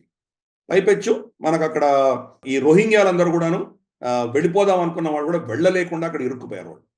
సో అరక్కన్ ఆర్మీ ఏమనుకుంటోందంటే మియన్మార్లోనే ఒక స్వయం ప్రతిపత్తి ఉన్నటువంటి దేశం బౌద్ధులకు తయారు చేయాలి అని వాళ్ళ ప్రయత్నాలు చేస్తున్నారు వాళ్ళు.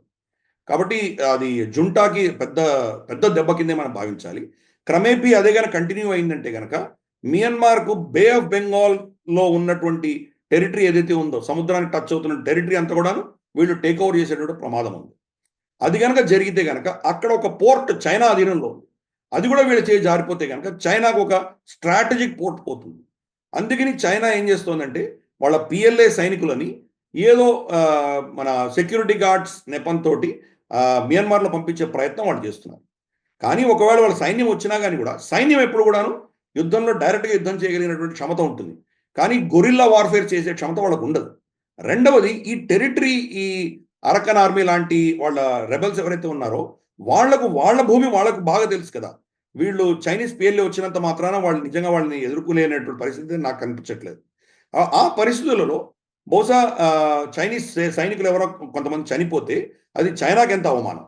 చైనా ఇంట్రెస్ట్ని ఎలా కాపాడుకోవాలి అని వాళ్ళకి చైనాకి అర్థం కావట్లేదు. ఇప్పుడు వాళ్ళు బహుశా డైరెక్ట్గా బరిలో దిగారంటే మాత్రం రాబోయే రోజుల్లో ఈవెన్ జుంటా కొలాప్స్ అయినా మనం ఆశ్చర్యపడక్కర్లేదు. అక్కడ పరిస్థితి అంతా కూడా క్రమేపీ రోజు రోజుకి కూడా క్షీణిస్తున్నది. ఇది ఇంకొక పెద్ద దెబ్బ అక్కడ ఉన్నటువంటి జుంటాకి. మనకు కూడా దానివల్ల ప్రమాదాలు ఉన్నాయి. ఎందుకంటే ఈరోజు మనం జుంటాని వ్యతిరేకంగా మనం ఏమీ చేయలేం.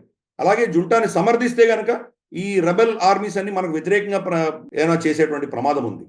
ఆల్రెడీ కుకీ సో అన్నటువంటి ప్రాంతం ఏదైతే ఉందో మన మణిపూర్కి ఆనుకున్నటువంటి ప్రాంతాలు అవన్నీ మనకు వ్యతిరేకంగా వాళ్ళు అక్కడి నుంచి ఆయుధ సామాగ్రి ఇవన్నీ సప్లై చేస్తున్నారు. డ్రగ్ ట్రేడ్ అవుతుంది అక్కడ.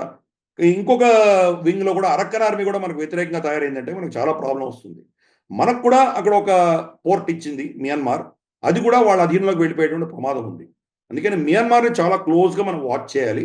రాబోయే రోజుల్లో జో బైడెన్ దిగిపోయేంత లోపల పరిణామాలు, పెద్ద ఎత్తున పరిణామాలు వచ్చేటువంటి సూచనలు ఉన్నాయి. చూద్దామని ఏమవుతుందో. రైట్. సరే, ఇక నెక్స్ట్ అంశము సౌత్ కొరియాకి సంబంధించిన వార్త ఇది. మనం గత వారం మాట్లాడాం. సౌత్ కొరియన్ ప్రెసిడెంట్ యూన్ సుక్ యోల్ ఎవరైతే మార్షల్ లాకి ప్రతిపాదించారో తర్వాత మళ్ళీ వెనక్కి తీసుకున్నారు. ఆ వార్త దాని గురించి మనం డిస్కస్ చేశాం. బట్ ఇప్పుడు ఈ వారంలో జరిగింది ఏంటంటే సౌత్ కొరియన్ లా మేకర్స్ అక్కడ ఉన్న వాళ్ళు ప్రెసిడెంట్ యూన్ సుక్ యాల్ ని ఇంపీచ్ చేస్తూ ఆయన్ని ఇంపీచ్మెంట్ కి తీసుకోవడం జరిగింది. ఆల్మోస్ట్ అందరూ కూడా ఇంపీచ్మెంట్ కి, ఆ మోషన్ కి సపోర్ట్ చేస్తూనే అందరూ వాళ్ళ ఓటు వేశారు. సో ఇప్పుడు ఈ ఇంపీచ్మెంట్ దేనికి సంకేతము? అండ్ ఈ యూన్ సుక్ యాల్ ఇక ఆయన రాజకీయంగా ఆయన శకం ముగిసినట్టేనా సౌత్ కొరియాకి సంబంధించి? ఆయన ఇప్పుడు నెక్స్ట్ ఎటువంటి పరిణామాలు సౌత్ కొరియాలో ఉండబోతున్నాయి? తప్పకుండా ఇది చాలా పెద్ద మేజర్ పరిణామం. అక్కడ సౌత్ కొరియాలో యూన్ సుక్ యూల్ ఆయన మార్షల్ లా తీసుకురావడానికి కారణం కూడా, ఆయన చెప్పిన కారణం ఏంటంటే అపోజిషన్ అందరూ కూడాను నార్త్ కొరియా అజెండాను ముందుకు తీసుకెళ్తున్నాయి, అందుకనే నేను మార్షల్ లా ఇంపోజ్ చేస్తున్నానని చెప్పారు ఆయన. ఎనీవే అది పార్లమెంట్లో ఫెయిల్ అయింది. తర్వాత ఆయన ఫస్ట్ టైం ఇంపీచ్ చేసే ప్రయత్నం చేస్తే ఆ ఇంపీచ్మెంట్ నుంచి తప్పించుకోగలిగాడు ఆయన. ఇంపీచ్మెంట్ నుంచి ఆయనకి ఇంపీచ్ అవ్వలేదు. ఆయన ఒక వర్గం కొంతమంది ఎంపీలు బాయ్కాట్ చేయడంతో ఆయన ఇంపీచ్ చేయలేకపోయారు. ఈసారి రెండో ఇంపీచ్మెంట్లో ఆయన దాన్ని తప్పించుకోలేకపోయాడు. ఆయన 300 మందిలో 204 ఈయనకు వ్యతిరేకంగా ఓటు వేయడంతో ఈయన ఇంపీచ్ అయిపోయాడు. ఇమ్మీడియట్గా ఆయన పదవి పోతుంది. ఇప్పుడున్నటువంటి ప్రైమ్ మినిస్టర్ కేర్ టేకర్ ప్రెసిడెంట్గా కొంతకాలం ఉంటాడు ఆయన. కానీ దీంట్లో ఆయనకు ఒక చిన్న అవకాశం ఏంటంటే ఇది కాన్స్టిట్యూషనల్ కోర్టుకు వెళ్తుంది. కాన్స్టిట్యూషనల్ కోర్టు నిర్ణయిస్తుంది ఇతని ఇంపీచ్మెంట్ కరెక్టా కాదా అని. ఎందుకంటే పొలిటికల్ మెజారిటీ ఉండి మీరు కనుక కుట్రపూరితంగా ఒక ప్రెసిడెంట్ని దించేస్తే చట్టపరంగా దించారా లేదా చట్టానికి వ్యతిరేకంగా దించారా, ఓన్లీ పాలిటిక్స్కి దించారా అన్నటువంటి ఒక విషయం వస్తుంది. కాబట్టి ఆ కాన్స్టిట్యూషనల్ అంశాన్ని డిస్కస్ చేయడానికి దీనికి ఇంకో లేయర్ పెట్టారు. ఇప్పటికే దాని ప్రెసిడెంట్గా ఉండరు ఆయన, కానీ కాన్స్టిట్యూషనల్ కోర్టు నిర్ణయించారు. రాబోయే నెల, 2 నెలలు, 3 నెలల లోపల నిర్ణయించి వీళ్ళు చేసిన ఇంపీచ్మెంట్ కరెక్టా రాంగా అన్నది వాళ్ళు నిర్ణయించారు. ఫర్ ఇన్స్టెన్స్ మనకు అమెరికాలో చూసాం, డొనాల్డ్ ట్రంప్ ప్రెసిడెంట్గా ఉన్నప్పుడే వాళ్ళు హౌస్లో వాళ్ళు డొనాల్డ్ ట్రంప్ని ఇంపీచ్ చేశారు. సో అఫ్ కోర్స్ ఆయనకి దానివల్ల పెద్ద నష్టమేం లేదు, కానీ ఆ ఇంపీచ్మెంట్ అనేది పొలిటికల్గా చేశారు అక్కడ. అటువంటి పొలిటికల్ ఇంపీచ్మెంట్ జరిగిందా లేదా నిజంగానే ఈయన ఏదైనా దేశ విద్రోహమైనటువంటి, దేశానికి నష్టం కలిగించేటువంటి కార్యక్రమం ఏమైనా చేశారా అని కాన్స్టిట్యూషనల్ కోర్టు నిర్ణయిస్తుంది. కాబట్టి ఆయనకి ఇంకొక అవకాశం ఉంది. ఒకవేళ కోర్టు కూడా ఇది ఇంపీచ్మెంట్ కరెక్టే అని చెప్తే కనుక ఇంకా ఆయన కెరియర్ ముగిసిపోయినట్టే మనం భావించాలి. కానీ అటువంటి ఇంకొక అమెరికన్ అలై కూడా ఇటువంటి పరిస్థితిలో వచ్చిందంటే మనకి చైనా తర్వాత నార్త్ కొరియా కలిసి కూటమి మరి ఒక వీక్ సౌత్ కొరియాని వాళ్ళు ఎలా హ్యాండిల్ చేస్తారన్నది చూడాలి. తైవాన్ చుట్టూతన ఆల్రెడీ కొన్ని వందల షిప్పులు తీసుకొచ్చి యుద్ధ విన్యాసాలు చేసి వెళ్ళింది చైనా. తైవాన్ వచ్చేసి దాన్ని అబ్జర్వ్ చేశారు, కానీ వీళ్ళు వెనక్కి వెళ్ళిపోయిన తర్వాత చైనా ఇచ్చిన ఏం స్టేట్మెంట్ ఇవ్వలేదు. వీళ్ళేమో వెళ్ళిపోయారు అని చెప్పి తైవాన్ చెప్పినా కానీ కూడా చైనా ఏం చెప్పిందంటే మా టెరిటరీ అది, మా భూభాగం అది, మా సముద్రాలు, మాకు ఇష్టం వచ్చినప్పుడు వస్తాము, మా ఇష్టం వచ్చినప్పుడు వెళ్తాము, మేము మీకు అందరికీ ఎవరికి చెప్పాల్సిన అవసరం లేదు అని చెప్పి వాళ్ళు ఒక నిర్ణయం తీసుకున్నారు. అదే సమయంలో యుంగ్సాక్ యూల్ ఇంపీచ్ అవ్వడము, మరి అక్కడ అస్థిర వాతావరణాన్ని అదునుగా చూసుకుని బహుశా తైవాన్ మీద ఏమైనా చర్య చేస్తుందా చైనా అన్నది ఒక పెద్ద ప్రశ్న పడుతోంది. భారతదేశంతో కూడా ఎల్ఏసి మీద ఒప్పందం చేసుకొని డేమ్ చోక్ తర్వాత మనకు డెప్సాంగ్ ప్లేన్స్లో మన పెట్రోలింగ్ పాయింట్స్ మనకి రిస్టోర్ చేసి ఇక్కడ ఉద్రిక్తత తగ్గించుకొని ఇక్కడి నుంచి మళ్ళీ వాళ్ళ అసెట్స్ అన్ని కూడాను తైవాన్ మీద, సౌత్ కొరియా మీద, జపాన్ మీద వాళ్ళు చైనా పెట్టబోతోందా? డొనాల్డ్ ట్రంప్ని కంట్రోల్ చేయడానికి ఇటువంటి ప్రెషర్ టాక్టిక్స్ ఏమైనా చేయబోతున్నారా? ఇవన్నీ కూడా ప్రశ్నలు పుడుతున్నాయి. చూద్దాం రాబోయే రోజుల్లో మరి ఈయన ఇంపీచ్ చేసినటువంటి కార్యక్రమం ఎటువంటి పరిణామాలకు దారితీస్తుందో వేచి చూద్దాం. Right sir. ఇక మనం ఈ వారం వెస్టర్న్ హిపోక్రసీలోకి వెళదాం. వెస్టర్న్ హిపోక్రసీలో మనకు ఫస్ట్ ఒకటి కనబడుతుంది ఏంటంటే, జొలానీ ఎవరైతే సిరియాకి సంబంధించి ఇప్పుడు అసద్ని దించి హెచ్టిఎస్ ఎవరైతే ఆక్యుపై చేసుకుంటుందో, మళ్ళీ ఆ సిరియాని మళ్ళీ తమ కష్టాల్లోకి తీసుకుంటుందో, ఆ జొలానీని ఇప్పుడు సిఎన్ఎన్ దగ్గర నుంచి అన్ని వెస్టర్న్ మీడియా సంస్థలు వీళ్ళందరూ కూడా ఆయన ఇమేజ్ ని మేక్ ఓవర్ చేసే ప్రయత్నం చేస్తున్నట్టుగా కనబడుతోంది. సో ఆల్మోస్ట్ ఒక టెర్రరిస్ట్ ఆర్గనైజేషన్ అది నిజానికి మాట్లాడితే. సరే, గతంలో తాలిబాన్ల విషయంలో ఏం చేశారో మనకు తెలుసు. తాలిబాన్లో హక్కానీకి సంబంధించి అంతకుముందేమో నాకు బాగా గుర్తు సార్, నేను అసలు ఇప్పటికి మీడియాలో కూడా రాని టైం అది. 9/11 అటాక్ జరిగిన తర్వాత నీకు వరుసగా మన తెలుగు పేపర్ల దగ్గర నుంచి ఇంగ్లీష్ అఫ్ కోర్స్ ఇంగ్లీష్ మీడియాలో ఏదైతే ఈ సోకాల్డ్ ఎకో సిస్టమ్ కి సంబంధించిన వాళ్ళు ఎవరైతే క్యారీ చేస్తారో అదే లైన్ ని కింద వరకు అన్ని ఛానళ్ళు, అన్ని పేపర్లు అందరూ కవర్ చేస్తారు, అదే లైన్ తీసుకుంటారు న్యాచురల్ గానే. సో అట్లా లెక్కేస్తే అసలు తాలిబాన్లు అంటేనే చాలా కర్కోటకులు, చాలా దారుణమైన వ్యక్తులు, ఇంత దారుణంగా చేస్తారా, అసలు అట్లుంటారా ఇట్లుంటారా అన్నట్టుగా విపరీతమైన స్టోరీస్ నాకు ఆ టైంలో మనకు తెలుసు. అది వెస్టర్న్ మీడియా ప్రొజెక్ట్ చేసింది. గత 10 సంవత్సరాల్లో చూస్తే తాలిబాన్లకు వ్యతిరేకంగా ఒక్క స్టోరీ కూడా రాదు. సో అమెరికా బయటకు వెళ్ళిపోతుంది కాబట్టి తాలిబాన్లకు వ్యతిరేకంగా ఒక స్టోరీ రాదు, అంతే. మనలాంటి వాళ్ళు ఎవరో మాట్లాడతాం కొన్ని, కానీ వాళ్ళు అసలు కామ్ అయిపోయారు. ఇప్పుడు కొత్తగా ఏంటంటే ఈ సిరియా పరిణామాల్ని కూడా వాళ్ళ నేరేటివ్ కి తగ్గట్టుగానే మార్చే ప్రయత్నం చేస్తున్నారు. సో ఈ హిపోక్రసీని ఒకసారి ఎండగడతారా, చెప్తారా వివరాలు? జొలానీ అమెరికా డెసిగ్నేటెడ్ టెర్రరిస్ట్, డెసిగ్నేట్ చేసినటువంటి వ్యక్తి. అంటే అతను ఎక్కడ దొరికినా అతని ఇన్ఫర్మేషన్ వచ్చినందుకు దానికి ఒక రివార్డ్ ప్రకటించారు, అతన్ని ఎలిమినేట్ చేసినందుకు రివార్డ్ ఉంది. అటువంటి వ్యక్తిని సిఎన్ఎన్ వెళ్ళి ఇంటర్వ్యూ చేస్తాను. సిఎన్ఎన్ ఎప్పుడు కూడాను డెమోక్రాటిక్ పార్టీ రన్ చేస్తున్నటువంటి ప్రభుత్వానికి వత్తాసు పలికేటువంటి మీడియా అది. కాబట్టి ఇప్పుడు జో బైడెన్ ప్రభుత్వము సిఎన్ఎన్కి అతని యాక్సెస్ వచ్చిందంటేనే మనం అర్థం చేసుకోవచ్చు, సడన్ గా ఇతను వాళ్ళకి చాలా ఇంట్రెస్టెడ్ పార్టీ. ఒకప్పుడు ఒసామా బిన్ లాదెన్ తయారు చేసిందే అమెరికా, అల్ ఖైదాని తయారు చేసిందే వాళ్ళే, ఐసిస్ వెనకాల వీళ్ళే హస్తం ఉంది. ఏ టెర్రరిస్ట్ ఆర్గనైజేషన్ చూసినా దాని వెనకాల అమెరికా హస్తమే ఉంటుంది. మనకి అన్ని అస్త్రాలు వాళ్ళకి ఎక్కడి నుంచి వస్తున్నాయి? మాట్లాడేది ఒకటి, వీళ్ళు చేసేది ఒకటి. తాలిబాన్ని తిడతారు, తాలిబాన్ని వీళ్ళే వెనక నుంచి సపోర్ట్ చేస్తారు. సో ఇవన్నీ కూడాను వీళ్ళ డీప్ స్టేట్ యొక్క ఆలోచన దృక్పథం అంతా కూడాను రిసోర్సెస్ని వాళ్ళ అధీనంలో తీసుకోవాలని ప్రయత్నం చేస్తున్నారు. ఇన్ఫ్యాక్ట్ సిరియాలో జరిగినటువంటి మార్పు మనకు ఖతార్ నుంచి యూరోప్ దాకా గ్యాస్ పైప్ లైన్ వేయడానికి బషర్ అల్ అసాద్, రష్యా దానికి అడ్డుపడ్డారు కాబట్టి ఈ రెజిమ్ని తీసేశారు అని ఇంకో ఆర్గ్యుమెంట్ వస్తుంది. జొలానీ అన్నటువంటి వ్యక్తి కంప్లీట్గా అమెరికన్ అసెట్ అని చెప్పేసి ఈరోజు మనకు అర్థమవుతుంది, స్పష్టంగా అర్థమవుతుంది. ఇన్ఫ్యాక్ట్ ఇజ్రాయెల్ తోటి మాకు ఎటువంటి విభేదాలు లేవు, ఇజ్రాయెల్ తోటి మేము కలిసి పనిచేయడానికి సిద్ధంగా ఉన్నామని కూడా స్టేట్మెంట్ ఇచ్చాడు. అతని సైన్యం సోకాల్డ్ టెర్రరిస్ట్ ఆర్గనైజేషన్ ఏదైతే వాళ్ళు డెమాస్కస్ని వీటిని అలెప్పోని క్యాప్చర్ చేయడానికి వచ్చినప్పుడు అమెరికన్ అస్త్రాలే వాడుకొని అమెరికన్ వెహికల్స్ తీసుకొని వచ్చారు వాళ్ళు. కాబట్టి స్పష్టంగా అమెరికా హస్తం కనిపిస్తుంది. అంటే మీరే టెర్రరిస్ట్ అని డిక్లేర్ చేసినటువంటి వ్యక్తి సడన్ గా ఈరోజు ఇస్లామిస్ట్ రెబెల్ అని మొదలుపెట్టారు, పదాలు మార్పు చేశారు కంప్లీట్గా. అంటే అతను ఏదో హీరోగా మీరు చిత్రీకరించే ప్రయత్నం చేస్తున్నారు. బషర్ అల్ అసాద్ లాంటి రాక్షసుని చంపాడు కాబట్టి, అతన్ని డిఫీట్ చేశాడు కాబట్టి ఇతను చాలా హీరో అని మీరు అతన్ని పైకెత్తుతున్నారు. అదే మనం మొహమ్మద్ యూనిస్ని అలాగే అందలంకి ఎత్తారు కదా మీరు. ఇక్కడ హిందువులను ఊచకోత కోస్తున్నా కానీ కూడా మీ అసెట్ కింద అతన్ని ట్రీట్ చేశారు కదా మీరు. సద్దాం హుసేన్, మీకు అవసరం ఉన్నంత వరకు సద్దాం హుసేన్ వీళ్ళు సమర్థించారు. ఎప్పుడు ఇరాన్ ఖమేనీకి వ్యతిరేకంగా అతను పోరాటం చేసేంత వరకు అమెరికా సద్దాం హుసేన్ సపోర్ట్ చేసింది. వాళ్ళ అవసరం తీరిపోగానే సద్దాం హుసేన్ కంటే రాక్షసుడు లేడు అని చెప్పి మీరు దాన్ని చిత్రీకరించడం మొదలుపెట్టారు. వెపన్స్ ఆఫ్ మాస్ డిస్ట్రక్షన్ అన్నారు. ఇంత యుద్ధం చేసి ధ్వంసం చేసినా ఒక్క వెపన్ కూడా దొరకలేదు.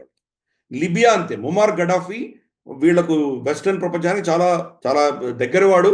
అక్కడి నుంచి సప్లైస్ అన్ని కూడా చాలా అద్భుతంగా వెళ్తుండేవి, మినరల్స్ కానీ ఇవన్నీ కూడాను. సడన్ గా మీకు వ్యతిరేకంగా మీరు నిర్ణయించుకున్నప్పుడు అతన్ని చంపేశారు. సో మీకు అవసరం ఉన్నప్పుడు అతను మీకు పనికి వచ్చేవాడు, అవసరం లేనప్పుడు టెర్రరిస్ట్. ఇంతకంటే హిపోక్రసీ మనం ఎక్కడ చూడం. వెస్టర్న్ హిపోక్రసీ అంటే నిర్లజ్జగా సిగ్గు లేకుండా ఎవరిని ఎలా కావాలంటే వాళ్ళు దాన్ని చిత్రీకరించుకుంటూ వెళ్తారు వాళ్ళు. అలాగే మనం ఈవెన్ డెమోక్రాటికలీ ఎలక్టెడ్ ప్రభుత్వాల అధినేతలను కూడా మీకు నచ్చకపోతే వాళ్ళని డిక్టేటర్ల కింద డిక్లేర్ చేస్తారు. ఈరోజు జెలెన్స్కీ డిక్టేటర్ కాదా? అతనికి ఉన్న టర్మ్ అయిపోయింది. యాక్చువల్గా ఎన్నికలు గత 1 సంవత్సరం క్రితమే ఎన్నికలు నిర్వహించవలసి ఉంటుంది. అక్కడ ఎన్నికలేం జరగలేదే. ఏ అధికారంతో అతను ఇప్పుడు కూడా ఇంకా కంటిన్యూ అవుతున్నాడు. ప్లస్ అక్కడ పొలిటికల్ పార్టీస్, ఆపోజిషన్ పార్టీస్ అన్నిటిని కూడా బ్యాన్ చేశాడు. అటువంటి వ్యక్తి మీకు డిక్టేటర్గా కనిపించట్లేదా? సో ఇవన్నీ కూడా ఏంటంటే వెస్టర్న్ హిపోక్రసీ. అందుకనే మనం ఈ సెక్షన్ స్పెషల్గా పెట్టుకున్నాం. మనము వెస్టర్న్ హిపోక్రసీని వేలెత్తి చూపించి వాళ్ళని ఎక్స్పోజ్ చేయడానికి మనం ఈ సెక్షన్ గత కొన్ని ఎపిసోడ్స్గా చేస్తున్నాం మనము. అఫ్ కోర్స్ ఈ హిపోక్రసీ ఇందాక మనం ఈ ఎపిసోడ్లోనే మాట్లాడిన ఎన్నో అంశాల్లో కూడా ఈ హిపోక్రసీ కనిపిస్తుంది. అయినా ఒక సెక్షన్ లో ఒక అంశం తీసుకుంటున్నాం మనం, absolute hypocrites. Right sir. Next అంశము collapse of the western society. పాశ్చాత్య దేశాలు, ఆయా సమాజాలు ఎలా కొలాప్స్ అవుతున్నాయి, ఎలా కుప్పకూలిపోతున్నాయి అనే అంశానికి సంబంధించి మనం ఒక సెగ్మెంట్ తీసుకున్నాము. దాంట్లో ఈ వారం మనకు కనబడుతుంది ఏంటంటే, మనం గత కొన్ని వారాలుగా మనం డిస్కస్ చేస్తూనే ఉన్నాము. గర్ల్స్ స్పోర్ట్స్ లో, ఉమెన్స్ స్పోర్ట్స్ లో, ఆడవాళ్ళు మహిళలకు సంబంధించినటువంటి క్రీడల్లో ట్రాన్స్ ఉమెన్ ఎవరైతే సర్జరీ చేసుకొని జెండర్ చేంజ్ చేసుకొని మగవాడు అమ్మాయిగా వచ్చిన వాళ్ళు, అసలు సర్జరీలే లేకుండా తమకు తాము క్లెయిమ్ చేసుకొని వచ్చిన వాళ్ళు కూడా ఇప్పుడు ఉమెన్ స్పోర్ట్స్ లోకి వచ్చేసి పథకాలు తీసుకుంటున్నారు. దాని మీద పెద్ద వివాదం నడుస్తుంది. దాని మీద మనం చాలా సార్లు మనం మాట్లాడుతూనే ఉన్నాము. ఈ ఇంత కొలాప్స్ అయిపోతుంది వెస్టర్న్ సొసైటీ అనేది మాట్లాడుతూ వచ్చాం. బట్ ఇప్పుడు దానికి వ్యతిరేకంగా కాలిఫోర్నియాలో నిరసనలు మొదలయ్యాయి. అది ఒక స్కూల్ నుంచే మొదలైనట్టుగా కనబడుతుంది. ఒక స్కూల్లో కొంతమంది ఆడపిల్లలు సేవ్ గర్ల్స్ స్పోర్ట్స్ అని టీ షర్ట్స్ వేసుకొని వాళ్ళ నిరసనను వ్యక్తం చేశారు. వాళ్ళని ఆపే ప్రయత్నం చేస్తే అది ఇంకా 150 మంది గర్ల్స్ కూడా వేసుకున్నట్టుగా తెలుస్తోంది. అది మిగతా స్కూల్స్ కూడా పాకుతున్నట్టుగా తెలుస్తోంది. కాలిఫోర్నియాలో ఇది జరగడం నిజంగా ఒక గొప్ప పరిణామంగానే భావించాలి. సో మీరేం చెప్తారు? గెవిన్ న్యూసమ్ ఎవరైతే కాలిఫోర్నియా గవర్నర్ ఉన్నాడో అతని కంటే పెద్ద వోక్ ఇంకెవరు లేరు. అక్కడ మొత్తం చట్టాలన్నీ కంప్లీట్ గా వోక్ చట్టాలు తీసుకొచ్చాడు. పిల్లలు, చిన్న పిల్లలు, స్కూల్లో ఉన్నటువంటి పిల్లలు వాళ్ళు గనక వాళ్ళ సెక్స్ కాకుండా వేరే జెండర్ని వాళ్ళు గనక మేము అలా అవ్వాలి అని వాళ్ళకి ఆలోచన వస్తే ఆ విషయం తల్లిదండ్రులకు చెప్పకూడదు అని చెప్పి అతను నిర్ణయం తీసుకున్నాడు. అంటే చిన్నపిల్లలకి ఏం తెలుస్తుంది? ఏదో సరదాగా పక్కన ఒక అమ్మాయి కూర్చుంది, ఫ్రాక్ వేసుకుంది, నాకు కూడా ఫ్రాక్ వేసుకుంటే బాగుంటుంది అని ఒక అబ్బాయి అనుకోవచ్చు.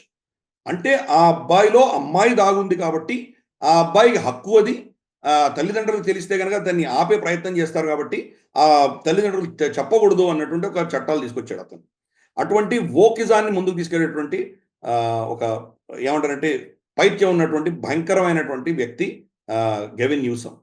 అటువంటి కాలిఫోర్నియాలో ఈ యొక్క LGBTQ సంబంధించి ఎవరైనా వ్యతిరేకంగా ఏమైనా చేస్తే వాళ్ళ మీద చర్యలు తీసుకుంటారు.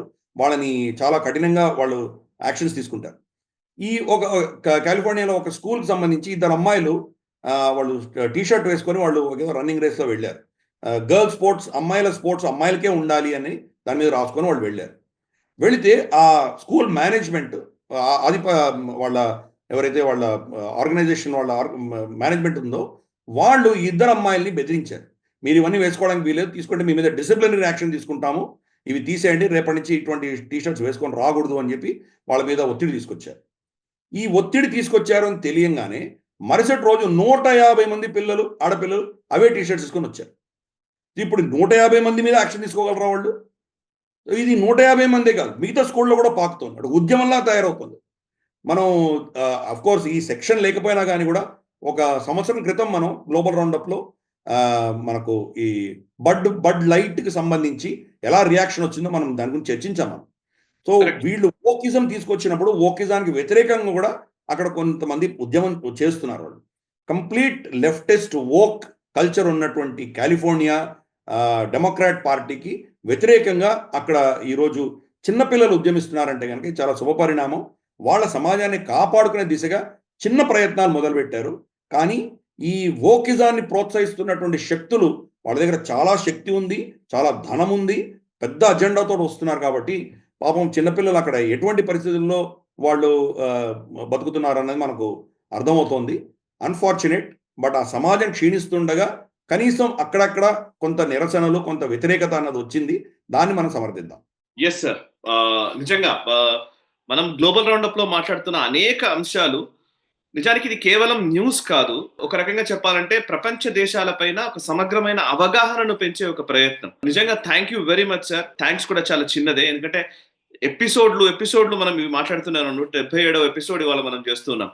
సో మనం చేస్తున్న ఈ ప్రయత్నము నిజంగా ప్రేక్షకులకు చాలా మందికి చేరువవుతోంది. వాళ్ళ ఆలోచనల్లో మార్పులు తీసుకొస్తోంది.